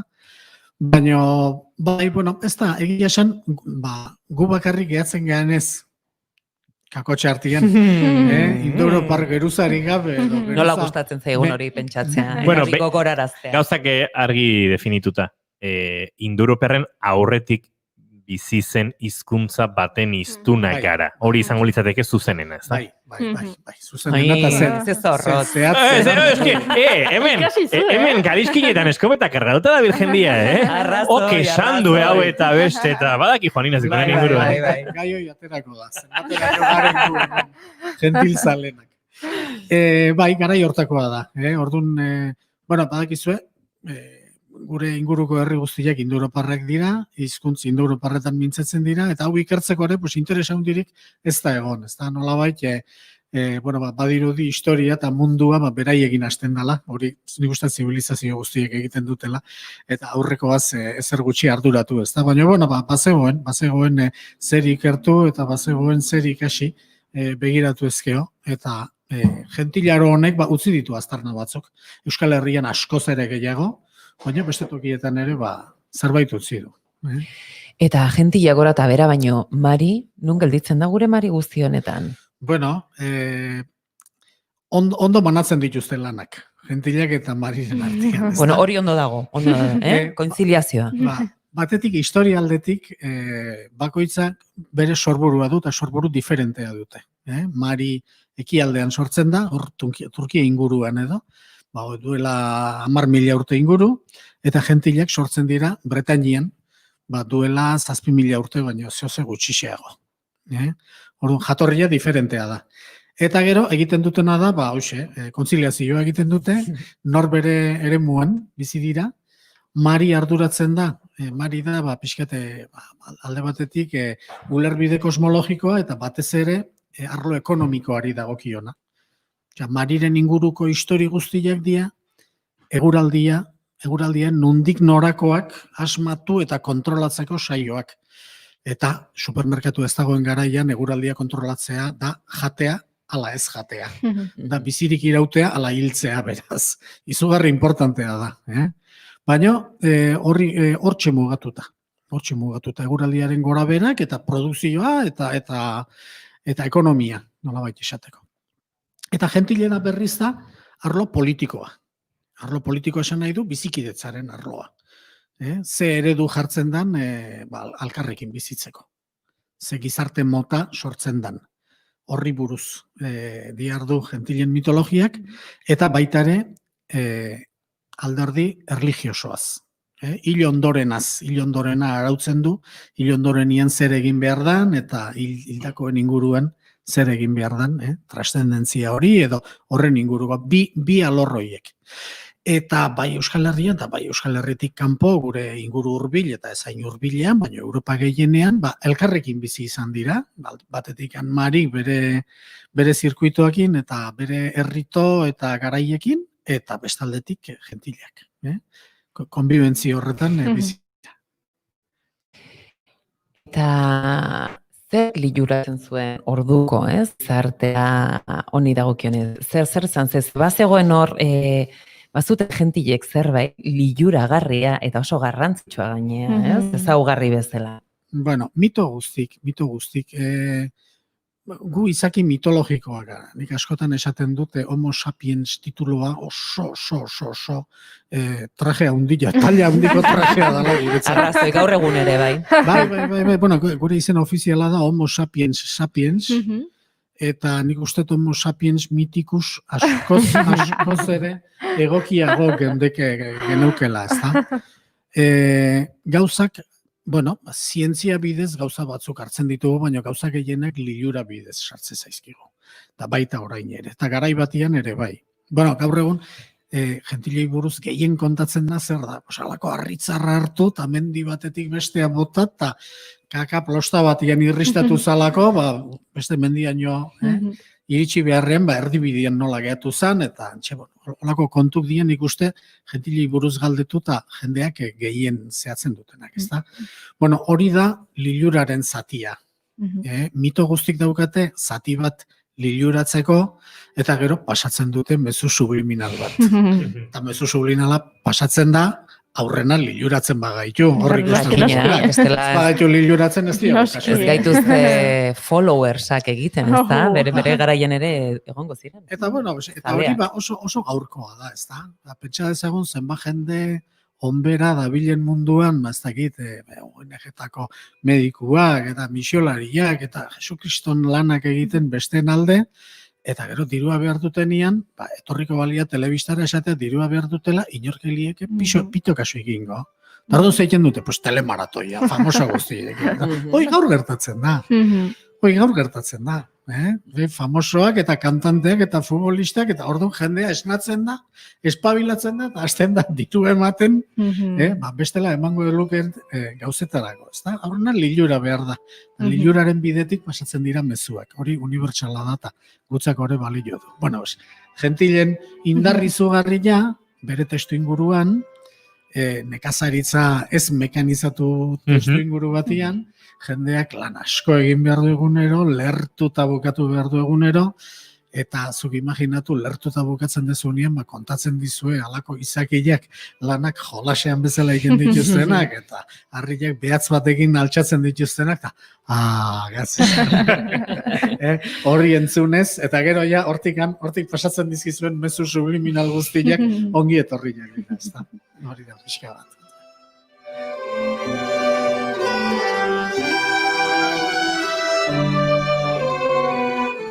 Lehenera ipatu duzu, trikuarriak badirela, gentilen garaiko elizak edo templu modukoak edo, eta hoien aztarnak aurkitu izan ditugu, eta egon badira, ez dakit horrek aukerarik ematen duen, ez dakit, hemendik kanpore izan ote zen gentilen arorik edo gentilen garai horrelakorik? Bai, bueno, hor suerte handia dugu, zati bestela normalean mitologiak uzten ditu arkeologiak, baino aztarna askoz ere gutxiago.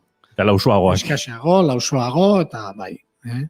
Orduan, olako lotura bat egin dezakezunean, izugarrizko sorte kolpea da, eta lehio berri bat zabaltzen dizu, ezta? Bueno, trikuarriak Europa osoan zabaldu ziren, eta baita areagore, baita oso areago ere. Trikuarri gehien dituen herrialdeak Korea da. Baina oso berriak dira, hemengoekin konparatuta. Eta ez dakigu, nik egia esan Koreako mitologiaz tutik ez dakit. Ez dakit. Arritzen hau. Gure liluraren gainbera sortu dutu batean. Indarrerak ustaldien zale ziren haien ondorengoa garagu, eta gu zure jakituriaren miresle liluratuak ginen, baina orainik ere izango gara, Koreako zera, mitologia zautu da bere. Esan nahi dut, toki askotan, toki askotan, eta gutxien uste duzuen tokitan, gero aitatuko dugu bakarrun bat, toki askotan trikuharriak eta erraldoiak, edo trikuharriak eta gentilak lotuta geri dira, ezta? Bueno, non izan dan gehiago, non izan dan gutxiago, hemen daukagu betiko kontua, ezta? Gaur egun toki batean oso indartsu eta oso nabarmen azaltzeak ez du esan nahi hori izan danik lekurik oparoena kontu horietan. Urte asko daude tartean, mende asko pasa dira, eta mende horietan zer gertatu den, horrek ere baldintza dezake. Eta hau oso kasu garbila da horrena. Megalitismoa Bretainian sortu zen, eta Bretainian ez dago gentilen arrastorik. Arrastorik ere ez dago. Eta da, megalitotan oraindik lekurik aberatsena, eta ze pasada, seguru asko, badirudi hor mapa batzuk ikusi izan ditut, zelten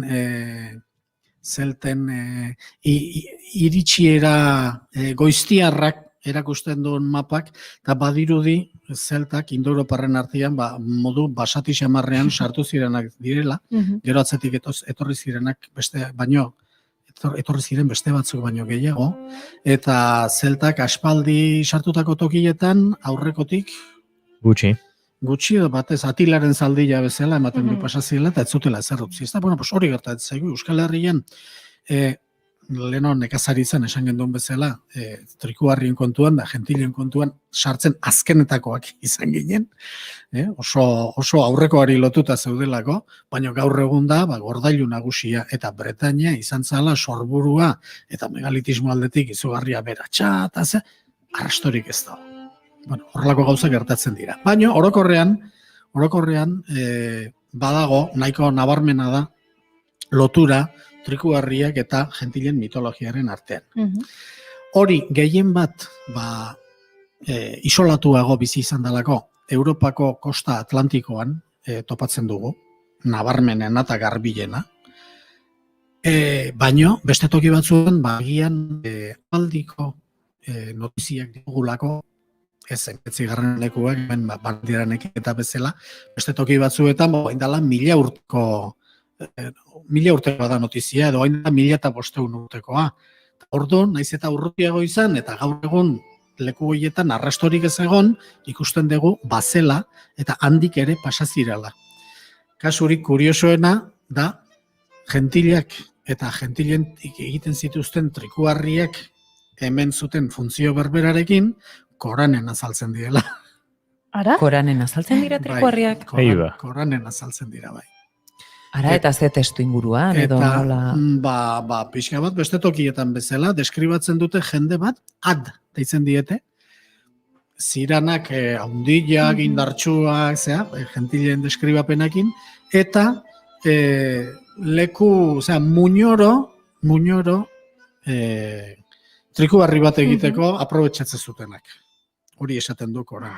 Bueno, hainbat erlijioak egin dute, iraganeko aztarnak euretu, aldatu, moldatu, kristautu, Koranak ere egin du neurri batean. Grezian gaur egun ez dago, ezer baino Greziako mitologian hor,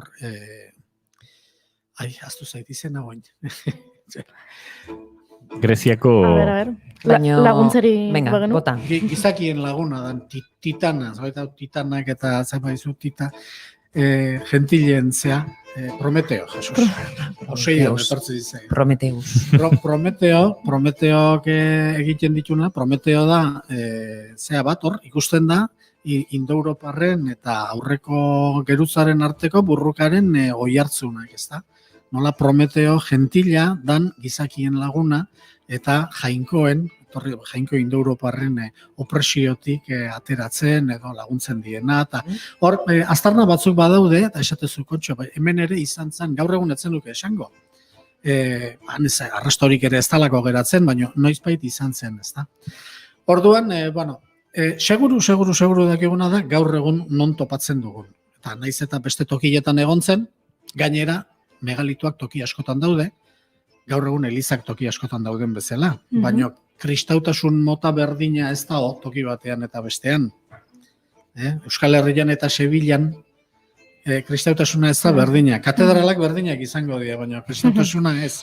Bueno, berdin pentsa dezakegu, ez dakigu, ez badugu mitologian oinarri bat topatzen, ez dakigu zenbateraino trikuharriak egin ziren toki guztietan, trikuharriei hemen lotze zaien ideologia eta gentilen... Berdina izango zen. Berdina izango zen hori, ez dago esaterik. Baldago jakiterik tokiak nola aukeratzen zituzten edo zergatik jartzen zituzten toki batzuetan eta besteetan, ez? Bai, bueno. Sistemarik edo jarraitzen zuten. Arkeologiak erakutsi digu trikuharrietako asko eta asko mugarri diela aldi berean. Trikuharriek balio zuten familia handia edo taldearen eremua mugatzeko, mugarriztatzeko. Trikuharriak dira mugarriak.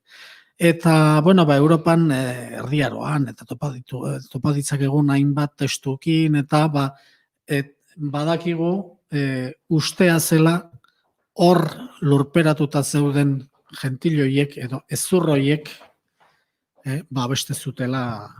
Oendikan erdiaroan, Ricardo Leoi bihotzaren garaian eta Inglaterra inbaditu nahi duenean ezin du aurreko errege bikingoaren ezurrak han daudelako. Eta bidaltzen du jende bat trikuharri hura ustutzeko, handikan ezurrak ateratzeko eta ordun lortzen du inbaditzea. Bueno, horrek erakusten du... Ezurrak ostea horrek ez zeuken hola ondoriorik. Antza ez, ez? Nunbait ez. Geak egiten duena, bai da trampak egiten ditu. Lurraldearen babes funtzio hori kontatzen da 13. mendean Inglaterran, esan nahi du, hori jendeak ulertzen zuela, horrela kontatzen baldin bazan da, asumitzen da ezurroiek, hor dauden ezurrak, lehengo gentilek, babestu egiten dutela lurraldea.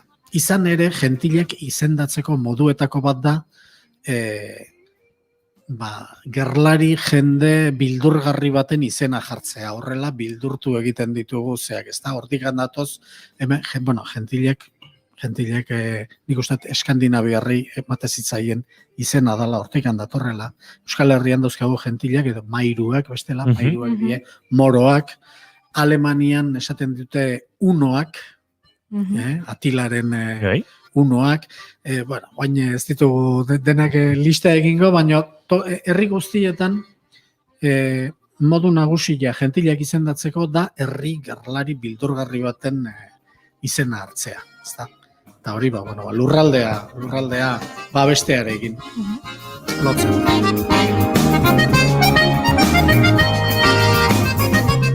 Bueno, gatoz berriro indar erakustaldi horietara. Juan Ignacio, aipatu diguzu, egiten zituztela, indar erakustaldi horiek liluratzeko modua, bidea zirela, gaur egungo bestelako sofistikatuko diren garai haietako liluratzeko modua zirela, baina funtzio hortaz haratago, ze ondorio dute indar erakustaldi horiek gurean? Bai, hemen gehien bate harria botatzea izaten da, kontua, baina...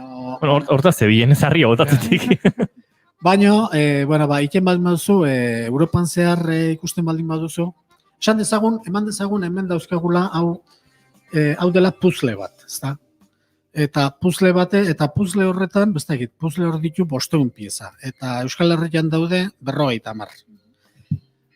Zu puzle bat egiten dezunean, 50 pieza, nungoak diren, izan daitezke oso lagungarri, baina agian ez duzu irudia ikusten. Eta aldiz, beste pieza batzuk nez eta gutxi izan, nungoa dan pieza hori, agian argitu egiten dizu, edo, irudi hori zer dan, ez da, hemen berdin gertatzen da. Gehien bat, diferentzia handiakin, dolmenikoenak gu gara, gentilzaleenak gu gara, baina beste tokietan, pieza klabe batzuk ere azaldu dira, ez da? Orduan, gentilen lanak begiratzen badituzu, ze lanak egiten dituzten gentilak, eta ikusten duzu, Frantzian, Alemanian, Irlandan, Eskandinavian, eta danak batzen badituzu, konturatzezea, gentilek egiten dituztela, paisaia esplikatzen duten lan guztiak.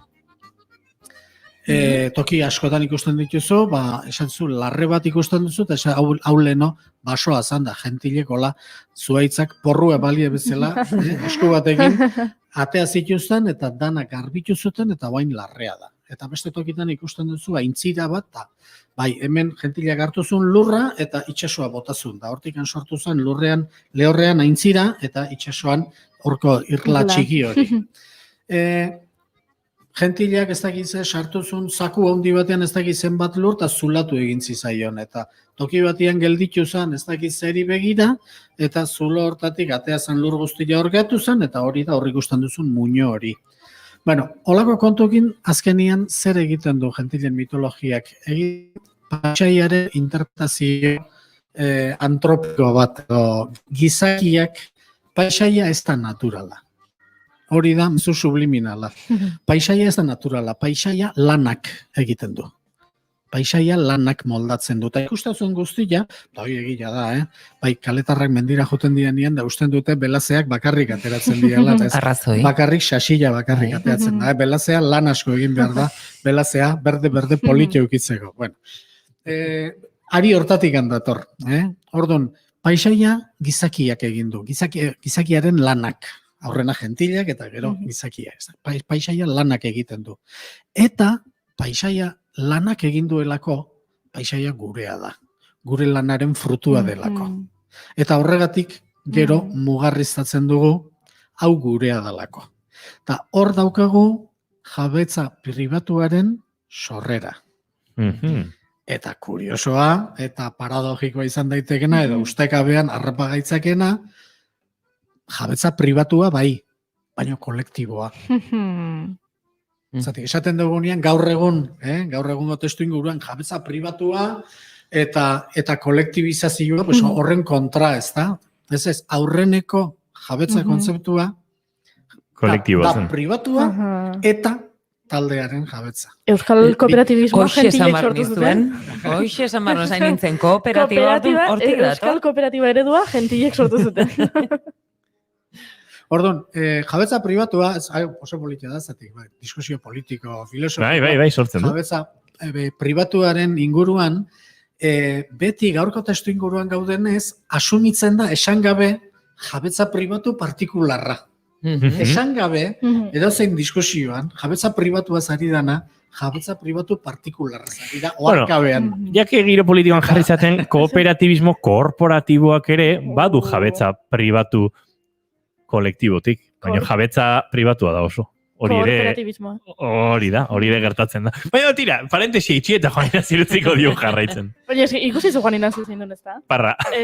Gu liluratu, mezu subliminal politiko bat sartzeko. Hori da. Ez konturatu baina, ez konturatu gara. Zorionez, goiuri konturatu da. Olako debatetan, aitzezea tenien urrengoan, pentsatu, zertaz aizeaten, pribatuaz bakarrik, ala pribatu individualaz. Pintxa, jabetza pribatuaren inguruko eztabaida sortzen den urrengoan, ze gustagatuko zeaten esaten zuen. Bueno, kontuan izan, jabetza pribatuaren jatorria kolektiboa zela, eta hori gentilen garaitik datorrela.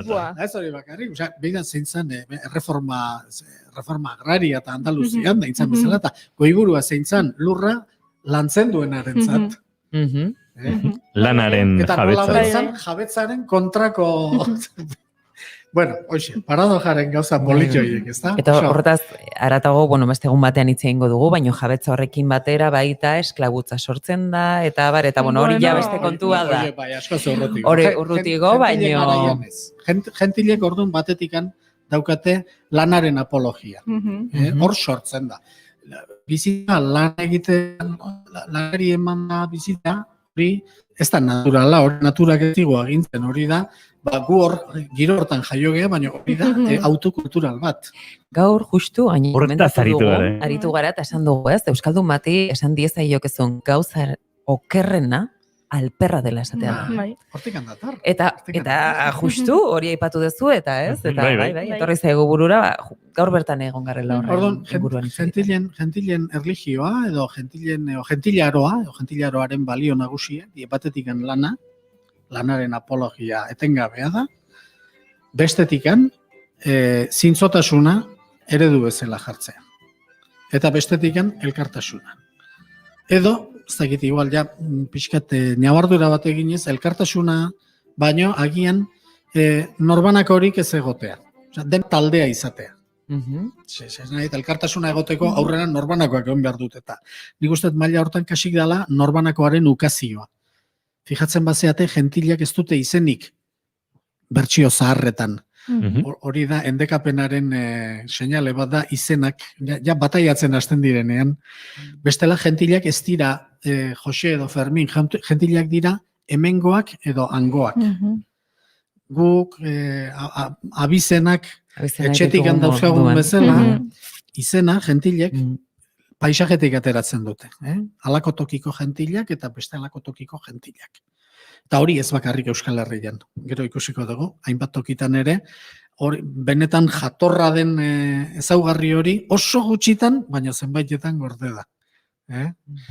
Ordon, lana eta lana bizitzarako jarrera bezala eta zintzotasuna, harreman eta zintzotasuna eta elkartasuna harremanetako eredu bezala. Hor daukagu, esaera, gentilak definitzen dituen esaera, ezagunena da gentilak kristauak baino kristau hobeak zirela.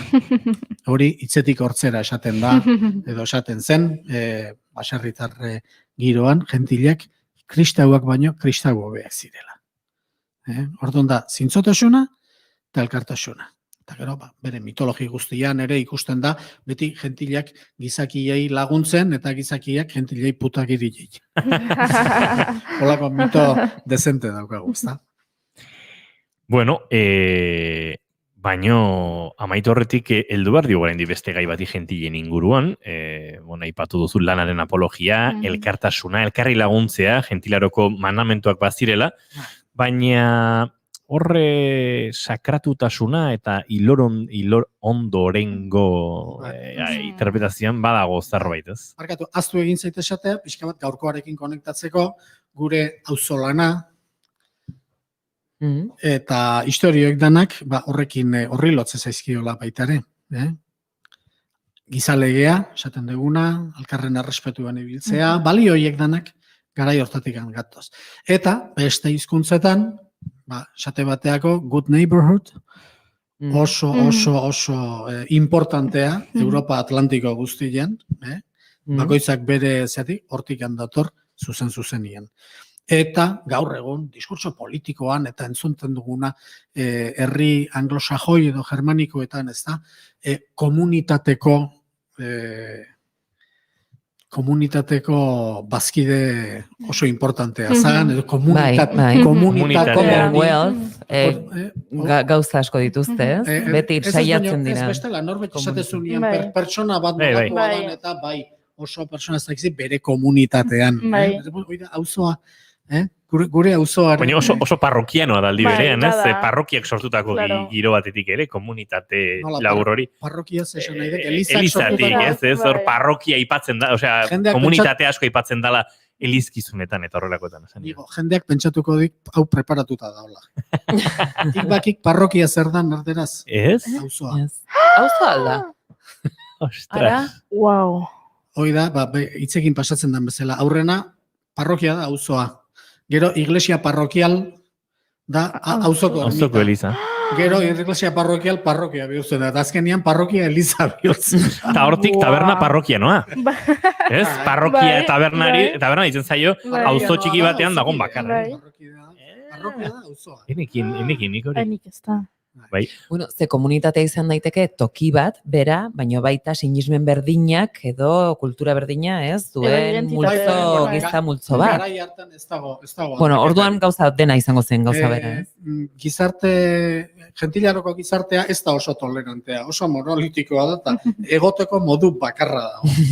Hori horrela da. Hemen, Eliza eta auzoan astu diren hontan, parrokia eta auzoa, badago, referentziarik auzo barneko lagundu beharrari sakratu esaten dionik ere. Bueno, hori Holandan gertatzen da.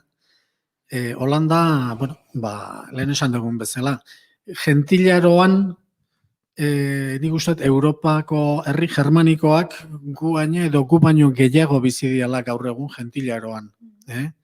Naiz eta hizkuntza galdu zuten, eta ja indo-europar hizkuntza batean dabiltzan, baina pentsatu behar dugu hemen, esaten dugunean euskal mitologia beti aigea baserritarren lehengoko aspaldiko baserritarren mitologiarekin eta ohiturekin, ezta? Eta hemen gertatu zaigu, baserritik kalera pasa garenean, zetokitan ez bezala, ez da bakarrik, eremu urbanorako aldaketa, izan da hizkuntza aldaketa, eta izan da kultura aldaketa.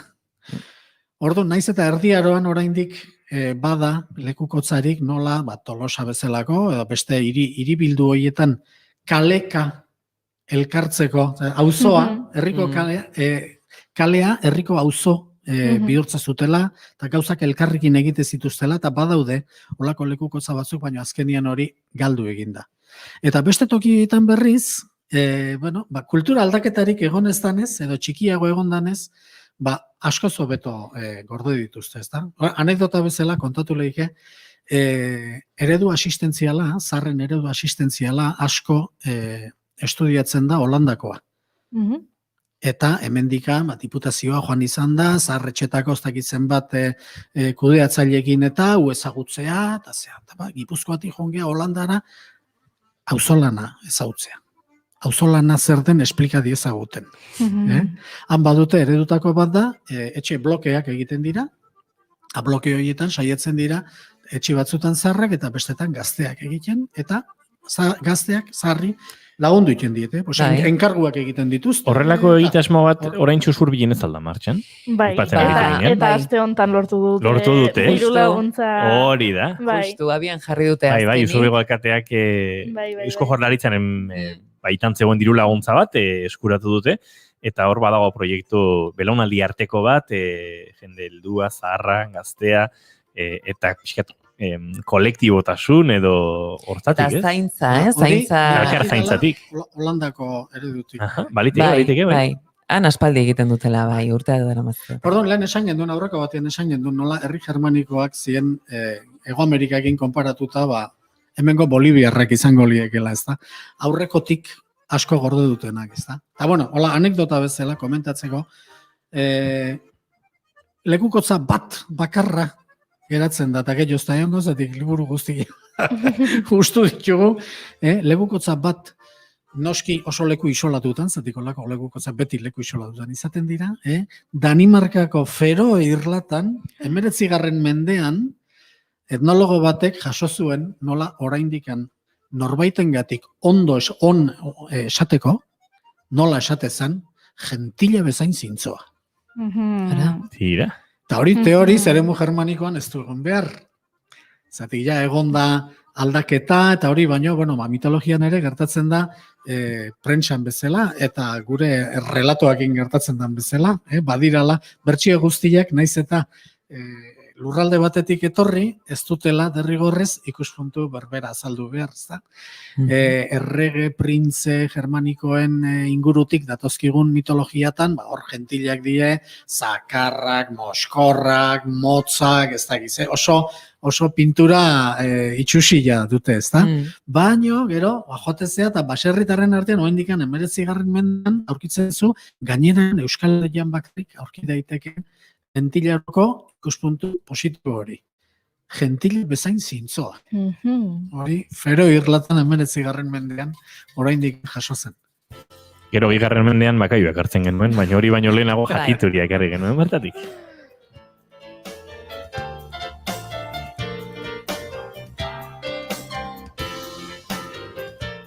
Eta aitortzare egin behar diogu, entzuten ari garen guztionen atzean dagoen musikari, Iñaki Dieguez, soinu jolearen birak tur diska zoragarritik, ari gara erdi fandango, erdi tango, erdi denetarik entzuten, eta horri ere noski gure aitortza bada liburu bat, euskal mitologia konparatua, gentien akabaera, Juan Ignacio Artxuagarena, honen alerik geratzen alda inon?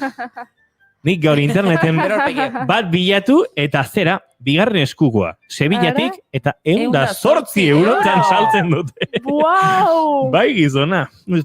Interesa daukanantzako doainik dago testua interneten. Asko Hau dala kolektiboa, eskerrik asko. Bai gizona, gentillan pare, zintzota. Juan Ignacio Artxuaga, badugu besterik orain? Bai, badugu. Aprotxatu barra duke, Juan Ignacio gure etortzen danean. Bada esaldi bat esaten duena, Kixmi jaio da Euskal Arrazaren amaiera da. Nor zen Kixmi? Juanina, zimentxo, beste ordu bete, behar du? Bai. Baina pixi matola goxatu dezagun. 10 minututxo badauzka, orain nahi 10 minutu baditugu, Gero esaten diazue, hola, usten detela urrengoako, baina errua zuena. Baina, nik Kixmirekin gustatzen zait beste adibide bat jartzea ulertzeko ze gertatzen den Kixmirekin, ez da.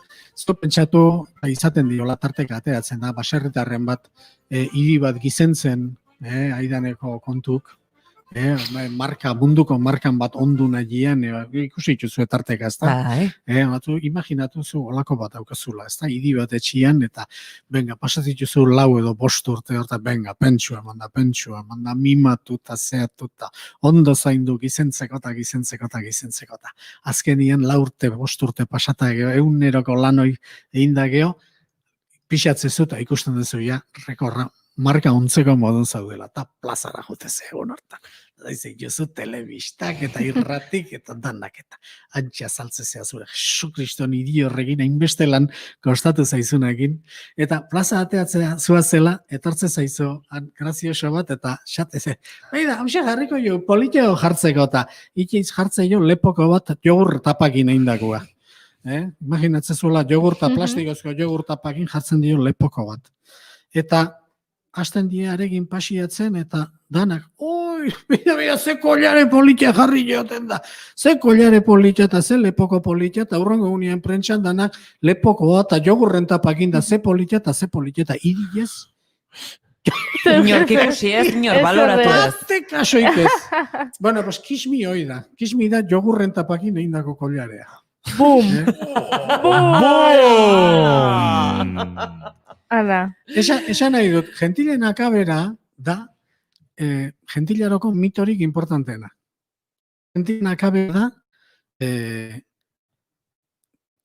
hildakoak lurperatu eta haien gainean trikuerri bat urrutitik ikusten dan gauza eraikin ikusgarri bat gainien jartzea ohitura bezala eratzen duena eta ezartzen duena. Hori da gentilen akabera.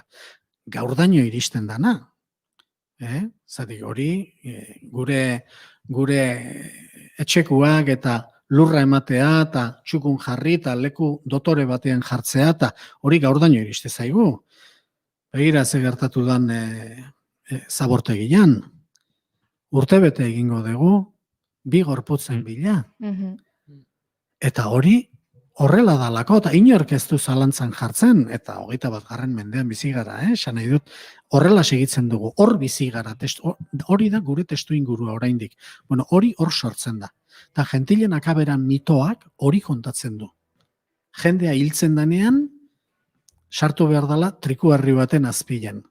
Eta hortik handator gero, kultoa, horren hildakoen inguruko kultoa, eta hori dana. Hori da bere esan naia. Eta pentsazazu, gero, segura asko, erdiaroko sermoietan ibiltze zuten bestiario edo horretatikan etorritako Kixmia eta zea, eta kristautasuna tartean sartu, eta bertsio horiek erabat desfiguratuta daude. Ze esan nahi duen, beste batzuk badaude, dozen erdi bat bertsio jator badaude Euskal Herrian, oraindik, ondo bildutakoak, ondo kontatzen dutena, Kixmiri gabe eta zehai gabe. Baina, bueno, hoxe, ataungo bertsioak zian, barandiaren ataungoa zan, apaiza zan, uezun gustoko, eta gainea, jogurren tapak bezala, distiratxua da, ez da? Marketing kampaina bat izan zen. Ez, distiratxua da. Kixmi, eta gaina izenak bere misterioa eta bere zea du, eta, pixkan nagusiko egin zaio, eta pena bada, zatik, izkutatu egin du besteak dauken jatortasuna eta dauken eta berezko dizira. Agian, ez da. Guke ilunak argitu bai, baina argia, fokoa behar den tokira bideratzen saiatzen gara, edo bintzat hortan laguntzen gaitu Juan Ignacio Artxoagak. Ze kalean argiak ilundu dira. Eta denbora. Badoa. Baina gabonak badatoz eta goiurik argitxok nahi ditu jarri edo non eta hor badugu gure borrokatxoa. Jarri, favorez, ni baita nahi ditu. Bakizu niguen dela gutxi gentil bat ikusi nula. Ba ez? Peru harrin. Leitzan. Bai? Bai, Iñaki Perurearen museo etxe hortan, badago gentil bat. Bai, tamainu majokoa gainea. Hombre, Eta gentilak bezala. Hori da, bai. Oso ederra da bida, bai. Peruarri bisitatu behar du jendea. Aizu, ba, igual, euskal mitologiari buruz dakien guztia jakinda Joan Ignacio gomendatuko dizkigu lokal hau hola atontzeko eta txukuntzeko erreferentzia batzuk, kristautasunak eta ez dakit, japismo horrek ekarri dizkigun Gabonetako erreferentzia guztiek hemen txartatu behar izan gabe. Japismoa zer da? Ba, ez dakit, eske... Ez dakizuz. Japiguailismoa esan nahi nuen. Gabonetako argi kolore eta izarre ieskor eta ez dakit zenbat gauza hortero xamar jartzen ditugun gurean. Gume ginen ian, beti elizan sartuta egoten ginen, eta apaizek beti esate zuten eguarriak etziala janda, gulan erortzeko. Bueno, bai. Bai, badirela, horretara. Bai, eguarritako sentidua hori da. Janta edan. Era bat. Karo, ordu guzti garen. Hemen, dekorazik ez du behar. Urdaia ezpikoa nio ona, elkarteratzea ez aldaba, gauza bada jatea, eta hori oso ondo dauta jatea, baino aitzakie da, ez? Elkarrekin jatea da, ritual bat da. Egu berritako rituala da, gero urtean neguan zehar errepikatzen den beste hori, gutxi gora, berdin, hortxe dugu, maskaradatetik hasi, negu osoan errepikatzen direnak. San Nikolasatik hasi Bizkaian, da segi Santagedakin, eta eguarriak, inauteriak, azkenian, dana zer da? Nekazarien ekonomian, udaran lan egiten da, gero janpila bat gordetzen da, eta gero neguen ezin da lan egin, eta jota fuego. Ue dana konsumitzea, eta festa, eta dantza, eta elkarrekin egitea gauzaiek. Juri, pinua beharren Urdaia ezpikoa. Ondo iruditzen zaizu? Ikusiko dugu. Ezin ditugu bi gauzak eduki? Bi gauza? Ikusiko dugu. Hau borroka galdua, era bat galdutako. Urdaia ezpikozko pinuare. Bida, hori egin dezakeu. Jangarria da metako. Ni jungo naiz pinuen modu mozten. Lamanekin, ez daizu, Urdaia ezpikoa mozteko lanakin zetraetasun dokut. Bai, hoire bai, Bai? Bijateko. Terriko naiz. Urdaia ezpiko bakarreko pinua. Nik egin noi xatu. Claro. Juan Ignacio Artxaga, datorren arte. Venga. Izan ondo. Aio. Beretan da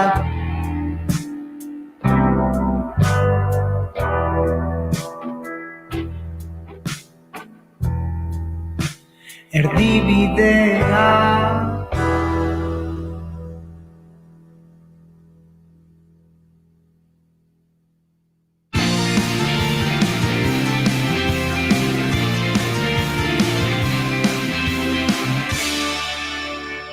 Emaiozu bigarren aula bat egunari. Naiz irratien bigarren kafea. Aurra ostiraren aiputu genuen, ostiralerako genuela, itzordu potolo bat, Twitch plataforma Z belaunaldiaren tamainko edo. Akaso, zuia, elduixan, zarxamar geratu zehaz. Zure ondoko belaunaldiena izango da dagoeneko Twitch. Ni beti bazte. Bueno. Bai, ez, baino, bai. Ba, Twitchi euskal kutsu eman nahi diote noski, eta 3000 Twitch plataforma jaio da, bertan game erauntxia, elkartea, eta arkakuxo, eta beste duki sortzaileare badugu.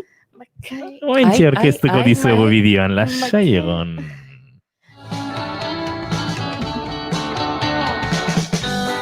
Kaixo. Aupa denoi. Kaixo. Aupa baina. Kaixo. Kaixo denoi. Kaixo. Aupa. Aupi. Twitchen edukia sortzen dagoen streamera gara, eta plataforma euskalduntzeko martxan jarri dagoen proiektua aurkeztu nahi dizuagu. Internet. Nebukai. Bizitzako espazio berri bat bihurtu da, kalie, lantokizea, unibertsitatea edo etxe diren moduan. Zenba denbora ematen duzu Instagramen argazkiak kuskusatzen, YouTubeen bideok ikusten edo eta Twitterren azken orduko albistea irakurtzen? Hau, kontuan natuta, kalean, lanean, ikasgelan eta beste lekuetan euskaraz bizitzearen alde egiten badugu, sarean, zergatik ez? Twitch zuzenekoak egiteko plataforma bat da, egunez egun gero eta erabiltzaile gehiago dituena. Bideoetara jolasten, hitz egiten, marrasten, ikasten, musika egiten, eta abarretan, sortzaileain aukera ematen ditu plataforma honek.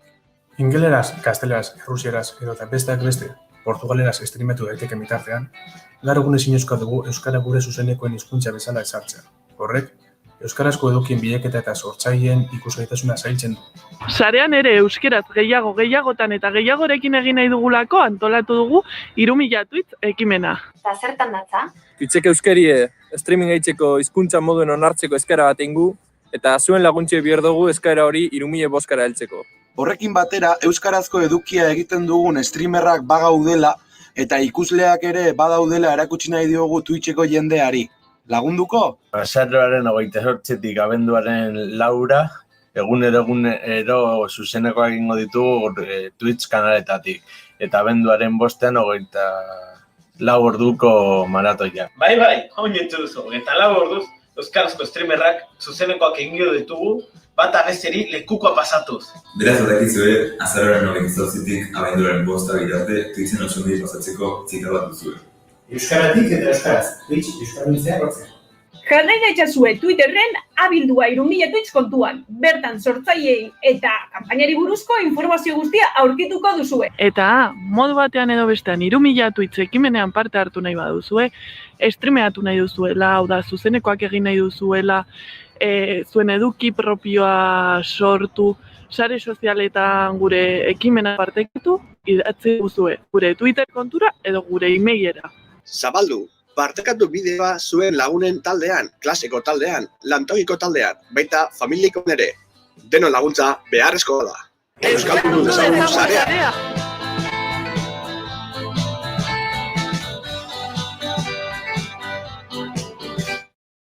Ba, 3000 tweets egitasmo honek badu, naiz irratiaren babesa gainera, eta hortxe duzu, abildua, 3000 tweets, eta zuen boto emateko 3000 horietara heltzeko, badago hemen lotura labur bat prestatu dugu. Bai, esteka bat. Eta hortxe daukazu, ikusten eta entzuten ari zaretenok, sartu gure duzien plataformetan, bestela, bidea pixkat luzeagoa da, tweetseko foroen bitartez edo iritsi behar dago, Juri. Errex iristen da?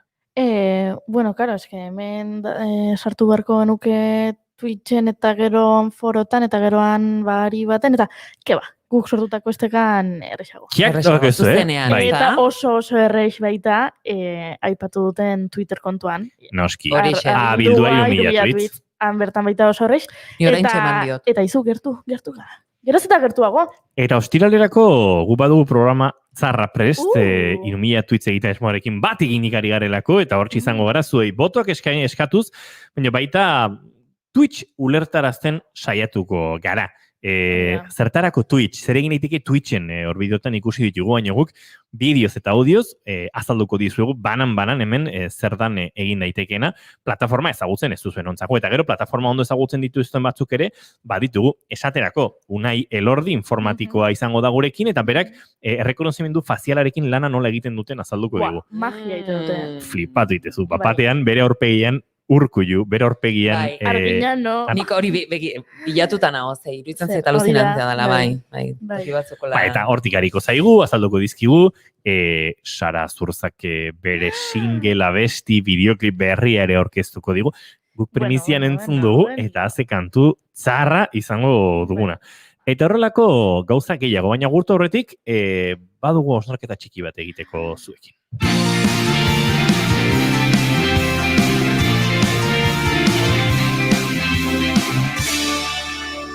Emaiozu bigarren aukera bat egunari.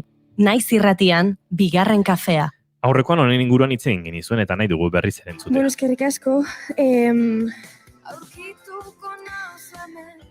Egia da matxismoa, arrazakeria eta bar gai dekogu zenean inguruan askotan tokatzen dela maite dugun jendea seinalatzea, horiekin amaitzeko. Eta hori oso gogorra da, ze askotan dia gure anaiak, gure aitak, gure irakasleak, gustoko dekogun artista bat, edo hilberridan futbol jokalari bat. Edo gu geu, ez? Atzoko guna izan zen nahiko gogorra, nik uste, nahiko tristea. Eta, bueno, hemen zauezenetako batzuk, badakit behintzat, decepzionatu gintu zuen Twitterren bereziki, sareetan. Eta, bueno, argi ikusi izan, publikoak ze iritzi dekon, eta jai dekogula futbolari famatu batek bortxatzen edo jotzen bagaitu.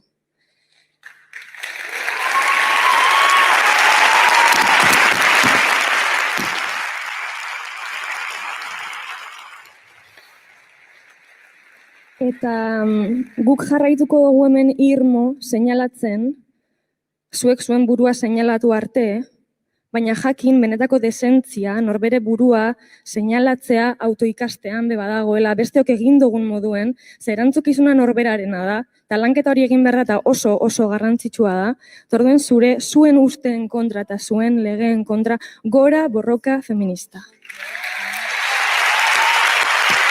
Gora. Eta zergatik ikarri dugu berriro gure, zergatik gara egun beranduko zalpen inbeko ez luken baiezpen sorta bati edo agerraldi publiko bati berriz ere hotxa ematen, badirudielako eta ni harin, gizon bezala izketan gizonak direlako beziki honekin ofendiruta sentitu direnak eta ez dut inondik inora ulertzen. Eta ikusi ditut mota askotako kritikak eta mota askotako justifikazioak ez onartzeko benetan Izarok esan zuena, eta borroka feministak egunero esaten duena, eta ez dut hemen Izaroren hitzen balioa gutxi etxinai, baina barkai zu, Izarok ez zuen ezer berririk esan. Feminismoan diardu zuenok hori zenbatetan azaldu duzue dagoeneko. Eta ez dut inolaz ere ulertzen, badagoelako bestelako borroketan parte hartu ez, eta hontan hartzea leporatu dionik. Badagoelako futbolari bat, kasu honetan Maradona zari gara, gizarte edo politika gatazketan posizionamendu konkretu bateko izan zelako bere jarrera matxistak justifikatzeko joera bat. Alegia, Che Guevara zuen besoan, eta horrexegatik ikusten dugu Arnaldo Otegik defendatzen duela Maradonaren eriozan Maradonaren figura. Eta uste dut, ez diogula, inongo mesederik egiten gure gizarteari eta ezkerretik defenda daitezken internazionalismoari eta beste bat jarrerei horrek guztiak justifikatu behar balin badu gizon batek, emakume batekiko tratu txarrak edo violentzia sortzea. Honek erakusten diguna azkenean da oraindik emakumeok biktima izanik defendatzeko eskubidea ere ez dugula askoentzat. Aurrekoan egin zuena, zuk esan dezun moduan, Izarok, ni Twitterren ere babesa manion, segituan, ikusi bezain pronto, banekielako egurra eman behar ziotela. Tamalez, urte askotan diardugunok, borroka feministan, giza eskubideen alde, hau egunero ikusten dugu.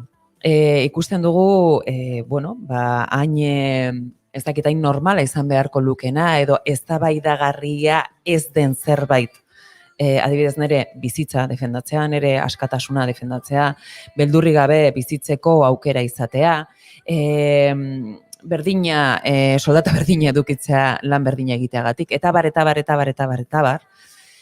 Guzti hori oraindik defendatu behar dugu tamalez, errealitate bat ez delako, ezta? Eta aurrekoan pasatu zena, bai mingarria izan zena askoentzat, gainea, azaroaren 25ean eman zen, emakumeen indarkeriaren kontrako egunean, eta benetan, honen kontra egiten dunak, ez dauke, idearik ere, zenbat sufrimendu dagoen atzean, zenbat emakume, zenbat seme alaba dauden sufritzen euren etxeetan, konzentrazio kanpo baten egongo balira bezala. Eta ikustea gainera gizarteak ez duela behar bezalako maila, ez bakarrik morala, etikoa ematen, eta horretaz gainera gizonek duten pribilegioiek babesteko lepora botatzen diren askok ez dute formakuntza nahiko, ez esperientzia nahiko honen inguruan, eta nahiko balute bentan gerturatu gu beti prest gaude hitz egiteko, badakigu ez dela erresa ikustea emakumeok alduntze prozesu honetan hartzen ari garen ez velozidadea. Hori da arazoa. Askoi beldurra ematen die. Asko Izaroren hitzetan mehatxu bat ikusi zutela, eta uste dut hor norberak bere barrenan lanketa bat egin beharrean eta autoanalisi bat eta kritikat egin beharrean jarrera oso naturalki gizonezkoena egin dutela. Eraso. Hori da, eraso beste behin ere. Beste behin ere. Hau da, gu defenditu beste behin ere. Beste batzuk erasotu beste behin ere. Bueno, nahikoa dela. Bai, nahikoa da. Eta beste baten hitz egingo dugu politikoki feminismoak zeharkako paper bat baduela eta ezin dela antiimperialista den gizon bat defendatu matxismotik. Imperialismoa bera da matxismoarekin zehazki lotutako elementu eta zaugarrietako bat. Barkatu eta diskutxo honetan Maradona izan da gutxienekoa. Bai. Eta hemen jendea haserretu da Maradonaren irudia erabilidulako izarok adibide bezala, eta da gutxienekoa. Bai, baina ze pasatzen da, irudi hori, jainkotzen diren irudi horiek, askotan, patriarkalak direla oso, eta atzean dauden pentsakera, jokaera asko bermatzen dituztela. Beraiek ez ardatz izanik. Beraz, hori ere, ez dago debalde. Izaro, eskerrik asko. Ez zaude bakarrik asko gara. Eta espero dugu, oraindik ulertu ez dutenak benetan hemen atzean zer dagoen, irikitzeko pixkat informaziora eta komunikaziora eta ezagutzara. Seguro ordenak irabaziko dugula. 6 gainditu ditugu besarkada bat Izar hori, eta entzuleoi mila esker bihar arte Maitena, Goiuri, aio. Eskerrik asko.